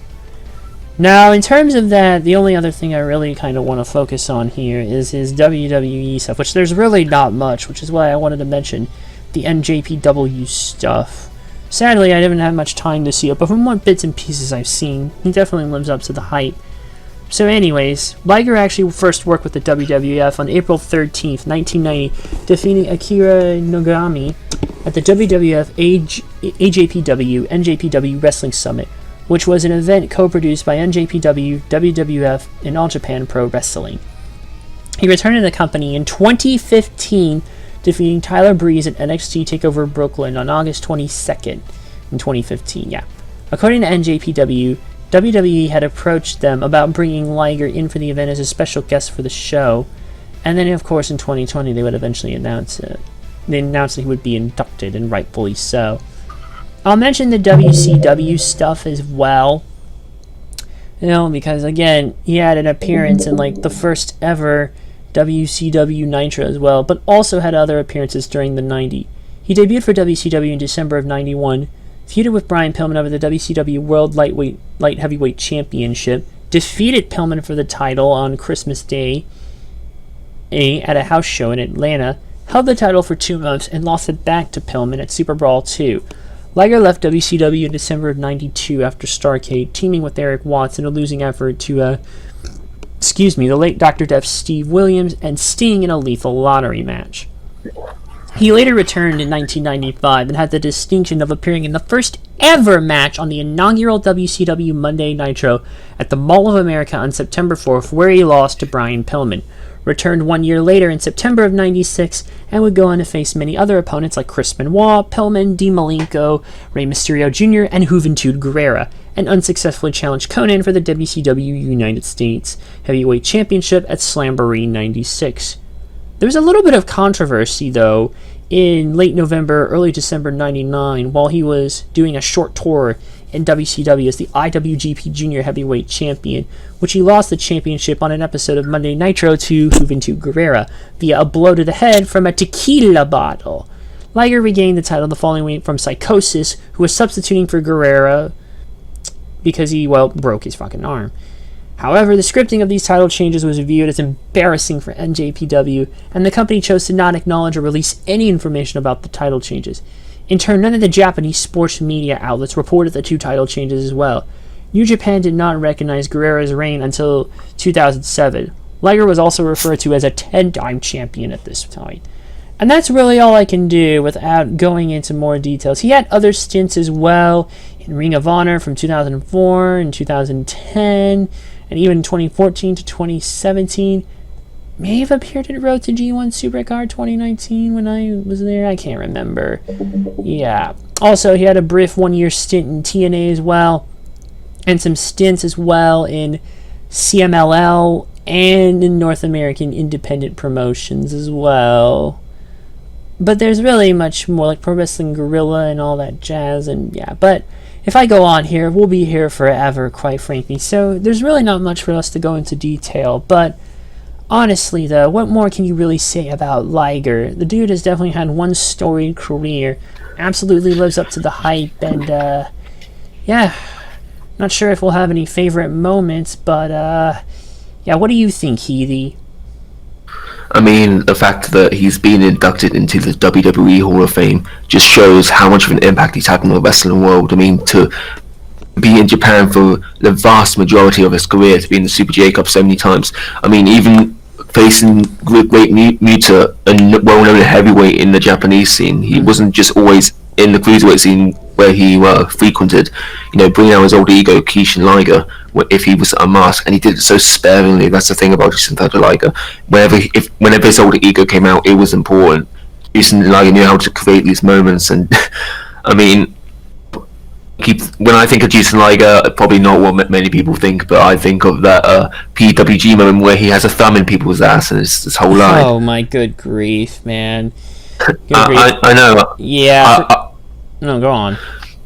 I mean, not just that. I mean, amount of good matches he's had. I mean, of course, I'll talk about Tyler Breeze at TakeOver Brooklyn because that's probably the only time I've ever seen him live. And also Rey Mysterio at Starrcade, the Great Mutual at the Kobe show, Brian Pillman Brian Pillman for the WCW Light Heavyweight Championship at Super Bowl II. I mean, this guy, it's hard to believe like he was doing such great work in WCW then, and he, even up until his retirement quite recently, he's still doing a lot of great work. He still did a lot of great work in the latter few years of his career. I mean, his match with Tyler Breeze back in 2015, when Jushin Liger was entering the twilight of his career, and not many, I know the hardcore fans were exposed to him, but not many American casuals knew who he was, and to see him, compete at such a high level, I think he was in his 40s at the time, late 40s, but still to do that, it really is a testament to, how well-travelled, well-rounded Jushin Liger was. So it's really great to see him get inducted into the Hall of Fame. He deserves it. I agree with you there, and I'll probably always think of that, the Tyler Breeze match. I probably should give that actually a watch, genuinely. Can you talk in, I need to go, someone's just pissed, I need to go for like 5 minutes, someone's just pissed at my fucking wife. Oh, good grief. But yeah, I'll go ahead and talk here for a bit. Yeah, I'll probably always think about the Tyler Breeze match, basically, and what more can I say, really, other than, yeah, I think his record more than likely speaks for itself. So I will stop here, but we'll get into the last two. We have two more inductees to go through, but yeah, well, I'll wait for Heaty to get back after I stop this, and then we'll get into those. The following has been a public service announcement, not paid for by the New World. I'm just fooling with you guys. Yeah, you thought I'd do that, but nah, for real though. But what can you say? Another group that has had a long time coming induction, the New World Order of Wrestling, brother. And what you gonna do? And specifically, the original trio of Hulk Hogan, who is also now a two-time inductee, previously for his individual career in 2005. Kevin Nash, now a two-time inductee as well, previously for his individual career. Scott Hall, two-time inductee, previously inducted as a Razor Ramon in 2014 for his individual career. Sean Waldman, two-time inductee, previously inducted as X-Pac in 2019 as part of D-Generation X. And that's really it. Now, I don't want to get into the whole bulk of it, because the New World Order has had members go in and out and in, people coming in like there's no tomorrow, and you had many subdivisions of the group. This is crazy. Look, folks, this is not going to be a long recap, because if we were, we'd have to do a whole separate video about the New World Order. But let me go ahead and give you their accolades, recognized in WWE. One of the most famous stables in World Championship Wrestling, WCW, during the Monday Night Wars, generally believed to be the primary catalyst behind WCW Monday Nitro's success, and 83 consecutive ratings victories over WWF Monday Night Raw. Hollywood Hulk Hogan and Kevin Nash earned the WCW World Heavyweight Championship, Hogan being the longest reigning champion while part of the stable, and Scott Hall was a two-time WCW United States Heavyweight Champion. Hall and Nash, known as the Outsiders, held the WCW World Tag Team Championship 6 times.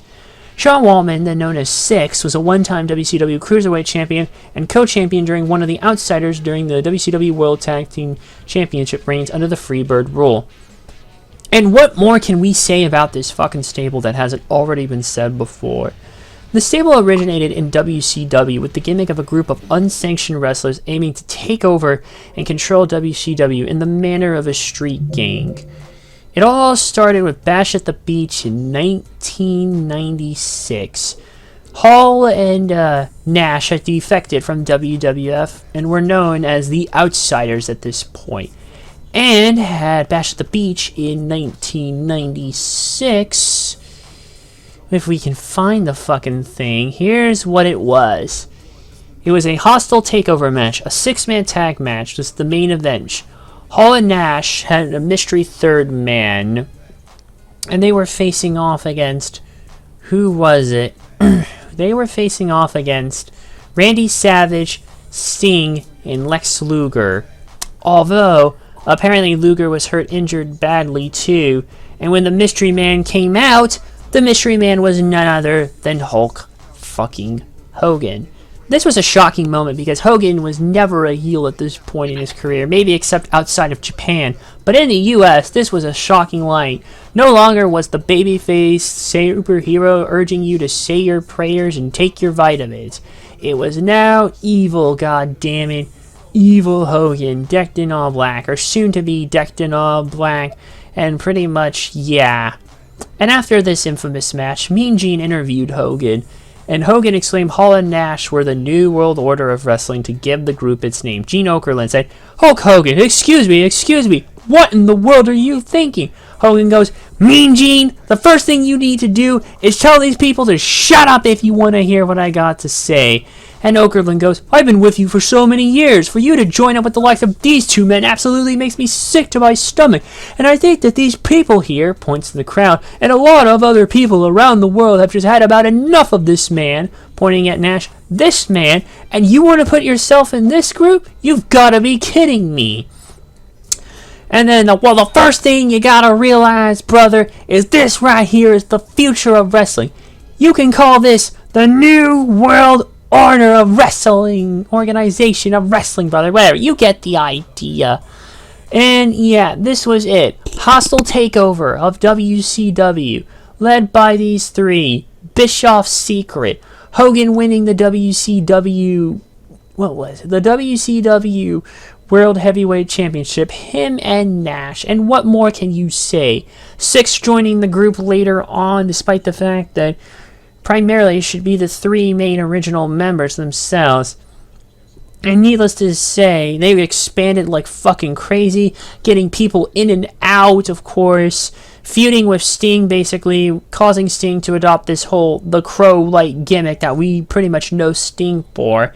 Dissension within the group, splitting off into subgroups, being NWO Hollywood led by Hogan, and the Wolfpack led by Nash with the red and black colors. Then later on you have the NWO Elite and the B Team as well. And then there was the not so good NWO 2000 era, basically.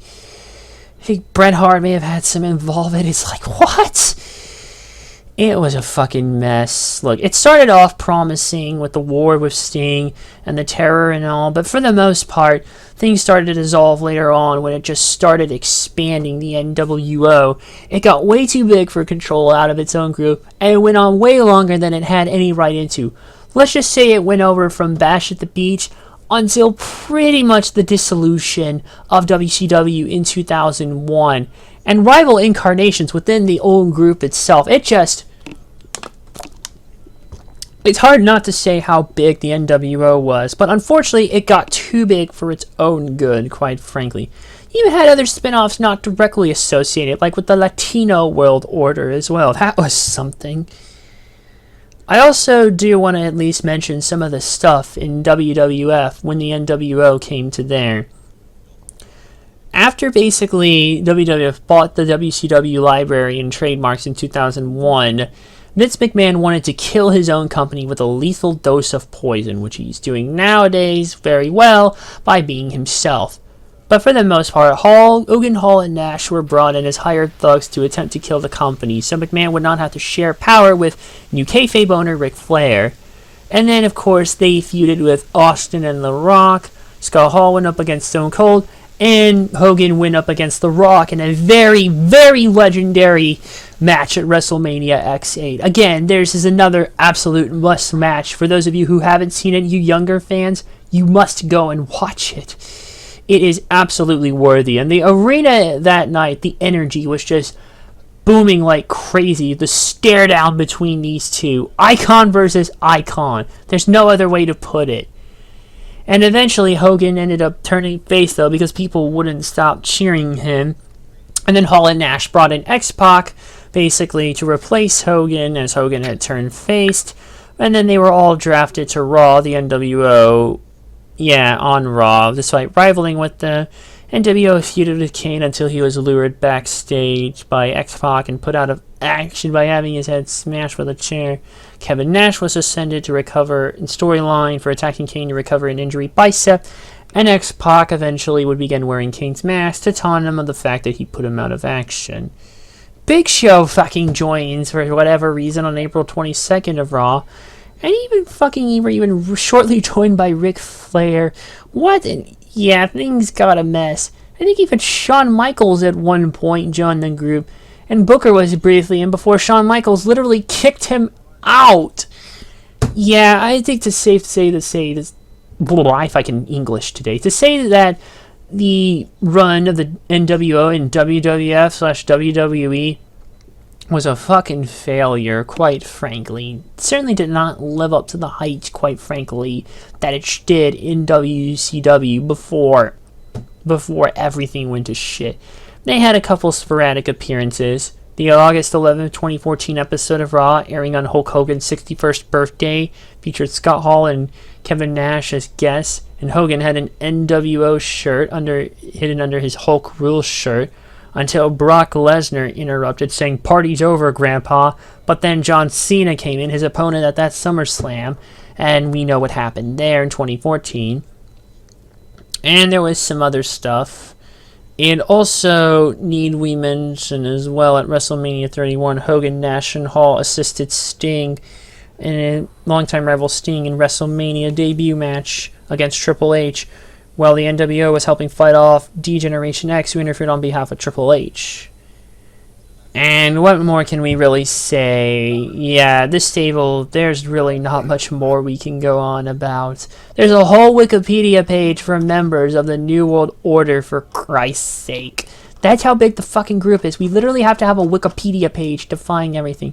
There are even fucking celebrities in the goddamn group. Like Dennis Rodman was in the NWO. Yeah, if I were to keep going on about shit, we'd be here all day. But what do you think, Heavey? I mean, ironically, the last time a group or a wrestler had this much crossover to pop culture, I think it will be Hulk Hogan himself in the 80s. Pretty much, I mean, yeah. I'm just gonna say this now, probably controversial, but you were not a nice kid that didn't live. If you were a wrestler fan and you did not walk out into your living room with the NWO theme playing and you play your air guitar, that has had to be a given. I know I would have. If I was around back then, I know I would be doing it. Hell, I did it a few times. Might have at one point or another. Such a good theme. I mean, right now you have you just have in real life you have parodies of the shirt, like the impact it had not only on wrestling but the world itself. I mean, we've got this group in New Japan. I'm pretty sure you've heard of them. They're called Bullet Club. You could say Bullet Club was born out of remembrance for the NWO, and not just because of the black and white and the way they act, but the amount of members that joined and left. I mean, the amount of iterations you had in the NWO. Like you had the Wolfpack, you had the OG with Hogan, Hall, and Nash. Yeah, you had the WWE version. You had Big Show, Michaels, and Booker. You went all the way. You had the Latino World Order. You had the Blue World Order. It really does transcend wrestling. I mean, for Christ's sake, they even had a pay-per-view named after them. NWO sold out. Yeah, it was first year it was New World Order exclusive. Next 2 years, I believe it was co-branded by NWO and WCW. Imagine having a stable. WCW NWO. Yeah, imagine having a stable so large that you partner up with the company that employs you to make a pay-per-view. Need to mention as well the games as well, because there was actually some of the best WCW games that came out were with the name, like WCW NWO Tour and the legendary WCW NWO Revenge, which is probably the best WCW game of all time. Don't at me. I mean, yeah. Honestly, I think New World Order is the reason that WCW managed to survive as long as it did. Of course, the booking got a bit silly at the end, and maybe that caused its downfall. But yeah, you know the whole 83 weeks ahead of WWF at the time. I think you could put that down largely to what the New World Order was doing. It was such a impactful, cultural, amazing stable, and I don't think. I mean, it's often imitated, never duplicated. It will not be replicated ever again. You could not say in our lifetime, at least. Not in our lifetime, at least. I'll tell you that much. And pay homage to the group, but you will never. I don't think you'll ever be able to reach the heights that the New World Order did. They are worthy, and I'd say, about time they're getting inducted into the Hall of Fame. Any favorite moments? I mean, I've got a soft spot for Sold Out. I watched all of the 3 pay-per-views quite recently, the last 2 years I've watched them. Been doing a bit of a WCW binge, but I mean, that of course came later in its shelf life, but Hogan and Rock, it birthed that moment. So always be forever grateful for NWA for giving me those 2 moments, the sold out iteration, sold out series, and also Hogan Rock. Yeah, for me, I would probably say Hogan Rock as well. I mean, how could you not? And possibly also their war on Sting as well, considering it transformed Sting into his true incarnation that we all remember so much as well. And that should really cover there for that. There's actually one thing I want to mention. Funny you mentioned Bullet Club, because NWO Japan made a one-night reunion on January 5th, 2017, when Scott Norton, Hiroyoshi Tenzan, Satoshi Kojima, and Hiro Saito teamed up with Cheeseburger to defeat Bullet Club. At the time, Bad Luck Fale, Kenny Omega, Tama Tonga, Tongaloa, and Bone Soldier. It was a 10-man tag team match. I do want to mention that. It was a Kinza Presents New Year Dash. So I just also want to bring that up as well as an honorable mention, because how could you not? But yeah, New World Order for life, for life. Alright, and last but not least, the Bella Twins, Nikki and Brie Bella. I know this may feel like a little bit of a downgrade, but this is the last group for 2020 that was to be inducted. I mean, there's not complete unwarranted, to be fair. Recognized WWE Accolades, 2013 Diva of the Year Slammy Award winners, worn jointly, and recognized by the WWE as having helped to usher in what became known as the Women's Revolution in WWE, where the company gave more TV time and higher profile storylines to its top female performers. And it almost feels like with the recent announcement of John Laurinaitis coming back in some way, shape, or form, yeah, we might be regressing back before. And funnily enough, now that I actually mention it, it's funny because Nikki Bella and Brie Bella, their stepfather, is indeed John Laurinaitis. Funny how we can all tie things back together. Not to mention, they gained fame as mainstream celebrities after starring in the WWE-produced reality show Total Divas and the spin-off about them, Total Bellas. Of course, Nikki and Brie Bella both have accolades to their own individual name, with Nikki Bella most famously being the 2-time and longest-reigning Divas champion and 2015 Diva of the Year Slammy Award winner. And Brie Bella, 1-time WWE Divas champion, 2013 and 2014 Couple of the Year Slammy Award winner with husband Daniel Bryan. And yeah, Daniel makes out like a bandit, and not many get to make out like a bandit at times, but maybe I might. Anyways, back to this though. Back to the Bellas here. So what more can you say here, basically? What more? Sadly now, both twins are retired, and yeah, but let's just get into them.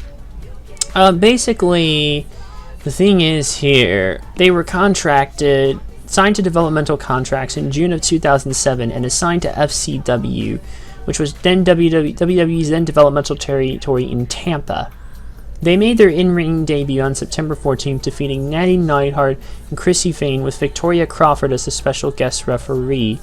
They often established early on the famous twin magic approach, basically, where they would switch places. This eventually may become a later trope of the Bellas, if you will. And they mostly had early stuff as well in FCW at this point. Their last appearance was on September 2nd, where they were competed in a Divas Battle Royal, and eventually they were called up here, basically, to the main roster in 2008. Brie Bella debuted, defeating Victoria on August 29th episode of SmackDown that year, and had matches with Victoria and Victoria's accomplice, Natalya Neidhart. Yeah, and of course, there would also be a bit of twin magic early on too. But if we could find when Nikki Bella actually, when did they fully address it? So yeah, if I could just find it here. Yeah, the twin magic was already established on, and then boom, caught early on sometime in November, after Brie picked up a win against Victoria and tried to escape Natalya and Victoria after the victory by running under the ring, but get a mix-up in the twin magic indeed. Nikki Bella makes her official debut, and then they finally officially go on as a tag team. They develop an on-screen relationship with the clones for some weird reason, expanding the storyline with Miz and Morrison. Oh wait, we're not at that hey no point yet. It's okay, folks. It's okay. Anyways, back to this here though. Let's see. Yeah, that was weird. They were drafted to Raw as part of the supplemental 2009 draft. Brie makes her Raw and ring debut in a Diva tag team match on April 27th, which her team wins. Nikki also makes an appearance, reuniting with their twin, helping as she was under the ring to help Brie during the match. They both enter a battle. Nikki then officially makes her in-ring debut in the following month in a battle royal for Raw, but eliminated by Beth Phoenix. Both make a brief appearance during the dying days of WWE CW, basically. A storyline feud with Katie Lee Burchill, and more twin magic. And they mostly go down here. Why don't we get to the real good shit, basically. Divas Champions. This is probably what you more than likely remember here. It was April 11th when Brie defeated Eve Torres to win the Divas Championship after a decent feud for a while. Well, the Bellas were basically lumberjills during a Divas Championship match between Torres and Natalya on the February 14th episode of Raw.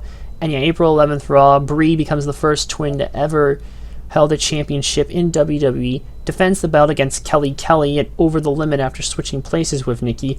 On a special Power to the People episode of Raw on June 20th, Brie defended the WWE Divas Championship against Kelly, selected by voters, losing the title and ending her reign in only 70 days. And then also Brie challenged Kelly for the championship in a rematch at MITV, but failed to win. Bellas eventually show friction in March 2012 after both lost to AJ Lee in singles competition. After Brie's match with Lee, Nikki revealed that Brie was rooting for Team Johnny in the 12-man tag team match at Wrestlemania 28 on April 1st, whilst Nikki was rooting for Team Teddy to further their dissension. And it seems everything... And Nikki finally defeated on April 23rd. Well, it looks like we're going to SmackDown here, though, from the looks of things. But eventually, yeah, this is when Nikki defeated Beth Phoenix in a lumberjill match on Raw to win the Divas Champion for the first time. But Brie lost Nikki's championship to Layla at Extreme Rules on April 29th after the twin magic failed and only had a 1-week reign as Divas Champ. Don't worry, shit would go back into the picture before you know it. Following night on Raw, they competed in their last match with WWE, failing to win back the Divas Championship from Layla in a triple threat match. Later that night, apparently they were fired by Eve Torres. It feels like a storyline thing though, because they only had a brief indie appearance run for like a whole year. They made an appearance at an indie show in Newburgh, New York at Northeast Wrestling, and they later appeared for CTWE Pro Wrestling at Season's Beating pay-per-view on December 15th, each accompanying a different wrestler to the ring. But it wouldn't be long before they were back into the WWE side of things when all was said and done here. It was a backstage segment on the March 11, 2013 episode of Raw with the team Rhodes Scholars, Cody Rhodes and Damian Sandow. The twins immediately went after the Funkadactyls and engaged in a feud with them. And yeah, officially defeating them on the March 27th episode of Main Event after Cody Rhodes interfered. There's going to be some stuff, but there's going to be a match at WrestleMania 29 on April 7th in an 8-person tag team match. Rhodes Scholars against Tons of Funk, Brodus Clay, and Tensai, and Funkadactyls at Mania 29. But like I said, match didn't happen, and instead took place on the following Raw. Bellas and Rhodes Scholars defeated, but Nikki suffered an injury here. And to tie into Total Divas, which was debuting at the time, Bellas began a feud with co-star Natalya, but none of this crap was really too much exciting, because reality drama, garbage, blah blah blah, not a fan of. There was some other matches here as well, and they even had a brief split as well, when Brie became involved in real-life husband Daniel Bryan's ongoing storyline with Stephanie McMahon and Cade. Part of the storyline, McMahon threatened to fire Brie if an injured Bryan did not relinquish the World Heavyweight Championship at Payback on June 1st, but then Brie quit and slapped Stephanie McMahon, giving her a taste of her own fucking medicine. Something she can disc. No spoonful of sugar is gonna make this medicine go down, I'll tell you that much. After Brie quit, McMahon put Nikki in several handicap matches as punishment. Brie eventually returned 1 month later, appearing in the crowd on July 21st, started a confrontation with McMahon, who then slapped Brie and was subsequently arrested. In order to have Brie drop the charges, Brie was rehired and had a match against McMahon at SummerSlam, which, well, she lost. Which Brie lost, I should say. And the Bella Twins continued to feud as well over this madness, and a fucking cameo by goddamn Jerry fucking Springer on Raw on September 8th. Yeah, this shit was fucking rough. Need we mention the infamous line, "and wish you died in the womb"? Yeah, I'm not gonna go further than that. Just trust me, this was rough. This was real rough. Anyways, though Nikki and Brie would eventually reunite at Survivor Series on November 23rd that year, when Nikki defeated AJ Lee with Brie's help to become a two-time Divas champion. Nikki retained her championship in 3 separate occasions against Lee in a rematch at TLC on December 14th, against Naomi, and 2 days later on SmackDown, and against Paige on February 22nd at Fastlane. Paige and Lee formed an alliance against the Bellas in a tag match at Mania 31, which, well, the Bellas lost. We then go to the Team Bella era here for 2015. Nikki retained her title over Naomi in Extreme Rules in 2015. Nikki started a feud with Naomi after she aligned herself with the returning Tamina to even the odds against the Bellas. This led to a tag team match between the two teams at Payback on May 17th, where Naomi and Tamina won. Elimination Chamber on May 31st. Nikki retained her title against Naomi and Paige in a triple threat match with Brie banned from ringside. In June, the Bellas turned heel by employing Twin Magic to help Nikki retain the title against Paige on the June 1st episode of Raw, and Money in the Bank on June 14th. During the feud with Paige, Alicia Fox allied with them to form Team Bella.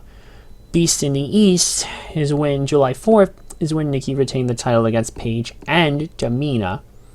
After weeks of Team Bella outnumbering Paige, Naomi, and Tamina, Stephanie McMahon called for a revolution in the Divas division and introduced the debuting Charlotte Flair and Becky Lynch as Paige's allies, while NXT Women's Champion Sasha Banks debuted as an ally to Naomi and Tamina, which led to a brawl between all 3 teams, PCB and Team Bad.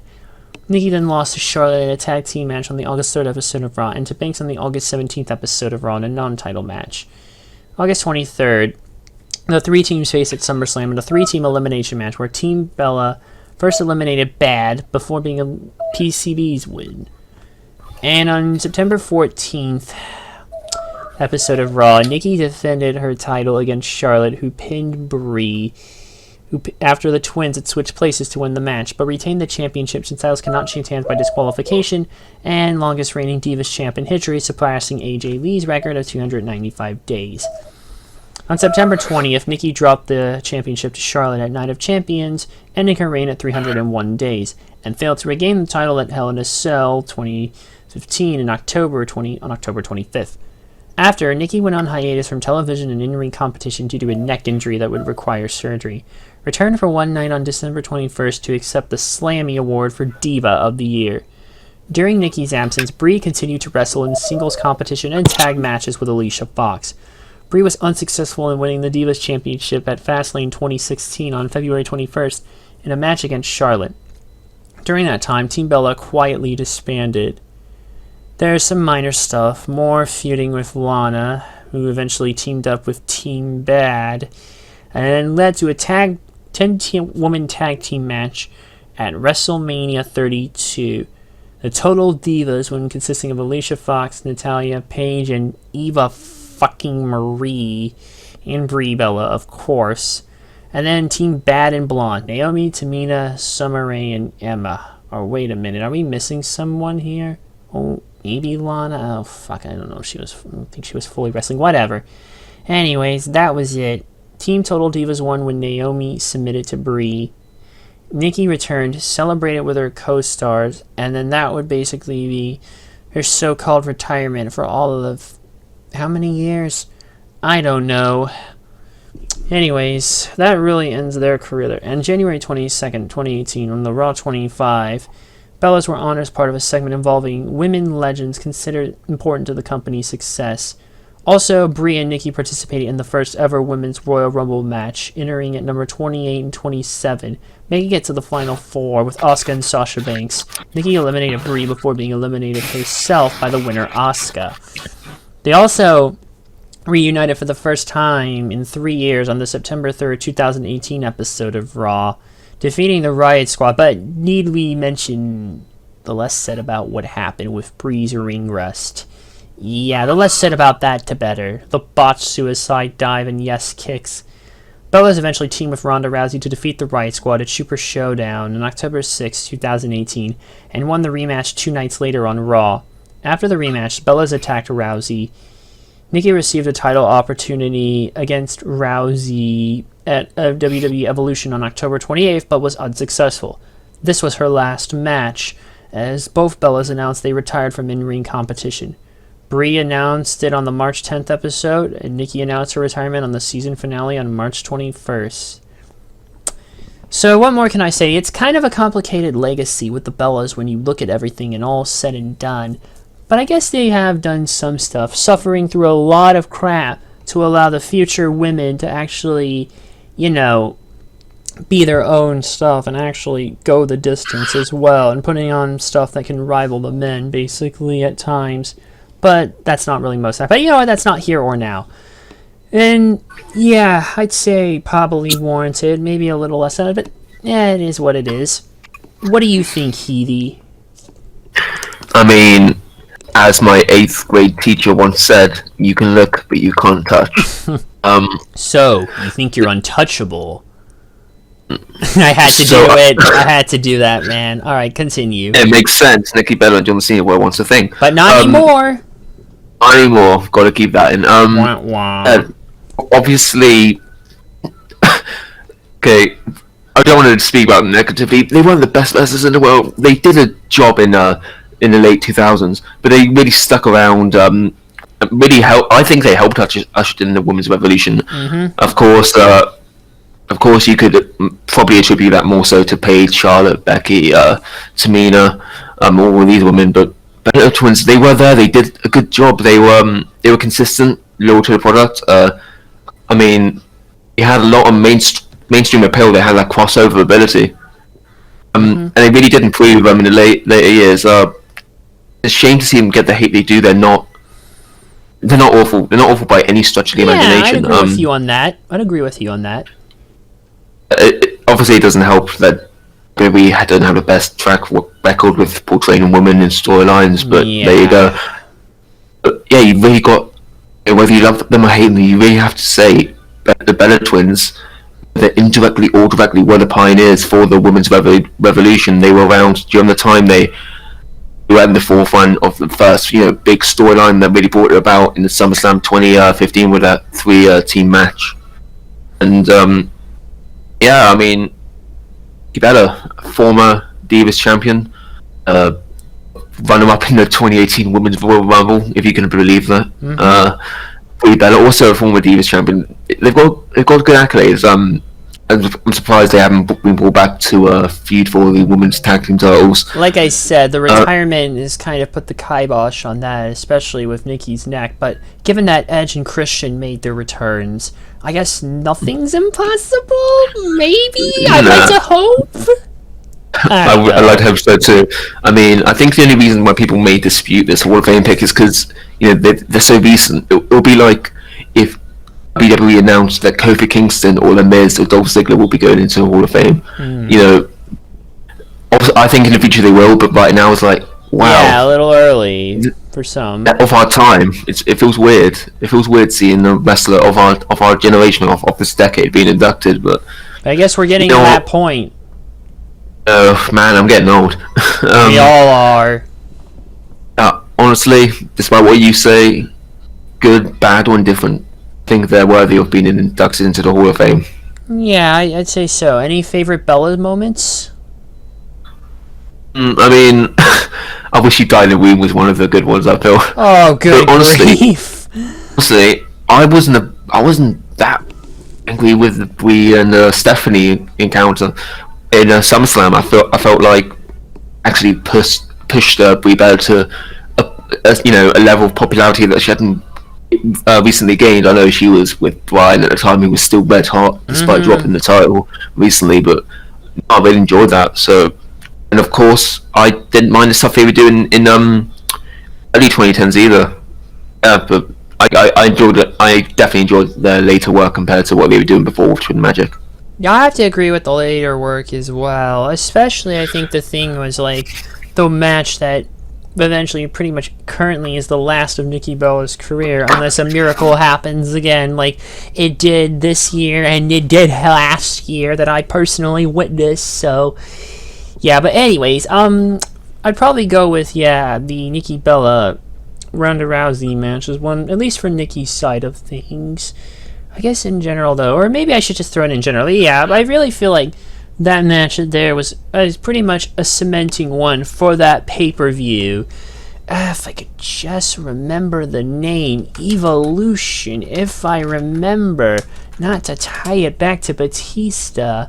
Yeah, it was Evolution. In the whole wake of that fucking fiasco, the Saudis were not exactly still allowing of women to wrestle over in their country and the build to crown jewel still, so this kind of happened, the right circumstances, the right time, and everything built up basically. So the first only show to consist solely, only WWE show to consist solely of women's matches, but you can't not talk about it. This match was going to have a lot of crossover appeal given Nikki Bella's gained star power and Ronda Rousey's star power as well, so yeah, there's really not much more I can add to it. I'll go with that. And why don't we go ahead and wrap this up? And there you have it, folks. This is the 2020 class that was supposed to be inducted last year, but the world went to hell, so yeah. This year, though, they are. And I think with how long this is we're going to do 2021 probably on its own. If we could go off on just one person, like Batista alone, imagine what we could do with several others. Anyways, though, and by the way, I do want to mention that it's not been revealed who's going to induct any of them, but I'll throw the information down in the description of this video later on. So we'll probably do 2021 separately when they announce more people. Yeah, this is also kind of a nice surprise. You get a bit of an impromptu video, basically. I bet you weren't expecting that, now were you? Can't say I blame you. Anyways, let's go ahead and wrap this up. I want to thank Heidi, as always, for being here with me. Say bye, Heidi. See you guys, and I just want to reiterate, I didn't mean to leave during the Juice and Thunder Ligo end portion. It's just someone pissed on my fucking wife, and it pissed me off, so I apologise. I just had to get the piss rock away from her. Get the what? The piss rock. You know what it does to you. You know what? No. Don't answer that. Don't answer that on second thought. I don't need more trouble. I don't need. I fucked your wife. I don't need a fucking thing, you know. I don't need someone doing a thing and being evil enough to modify things. Whatever. Anyways. Okay, before I go, I need to say one thing. What? I miss my wife, Coffee. I miss her a lot. Wait. What wife? What? I wasn't aware of this. You know what? Never mind. Anyways, we'll be back for Fast Lane anyways next week. I hope you enjoyed this little impromptu thing of sorts. Bye, everybody.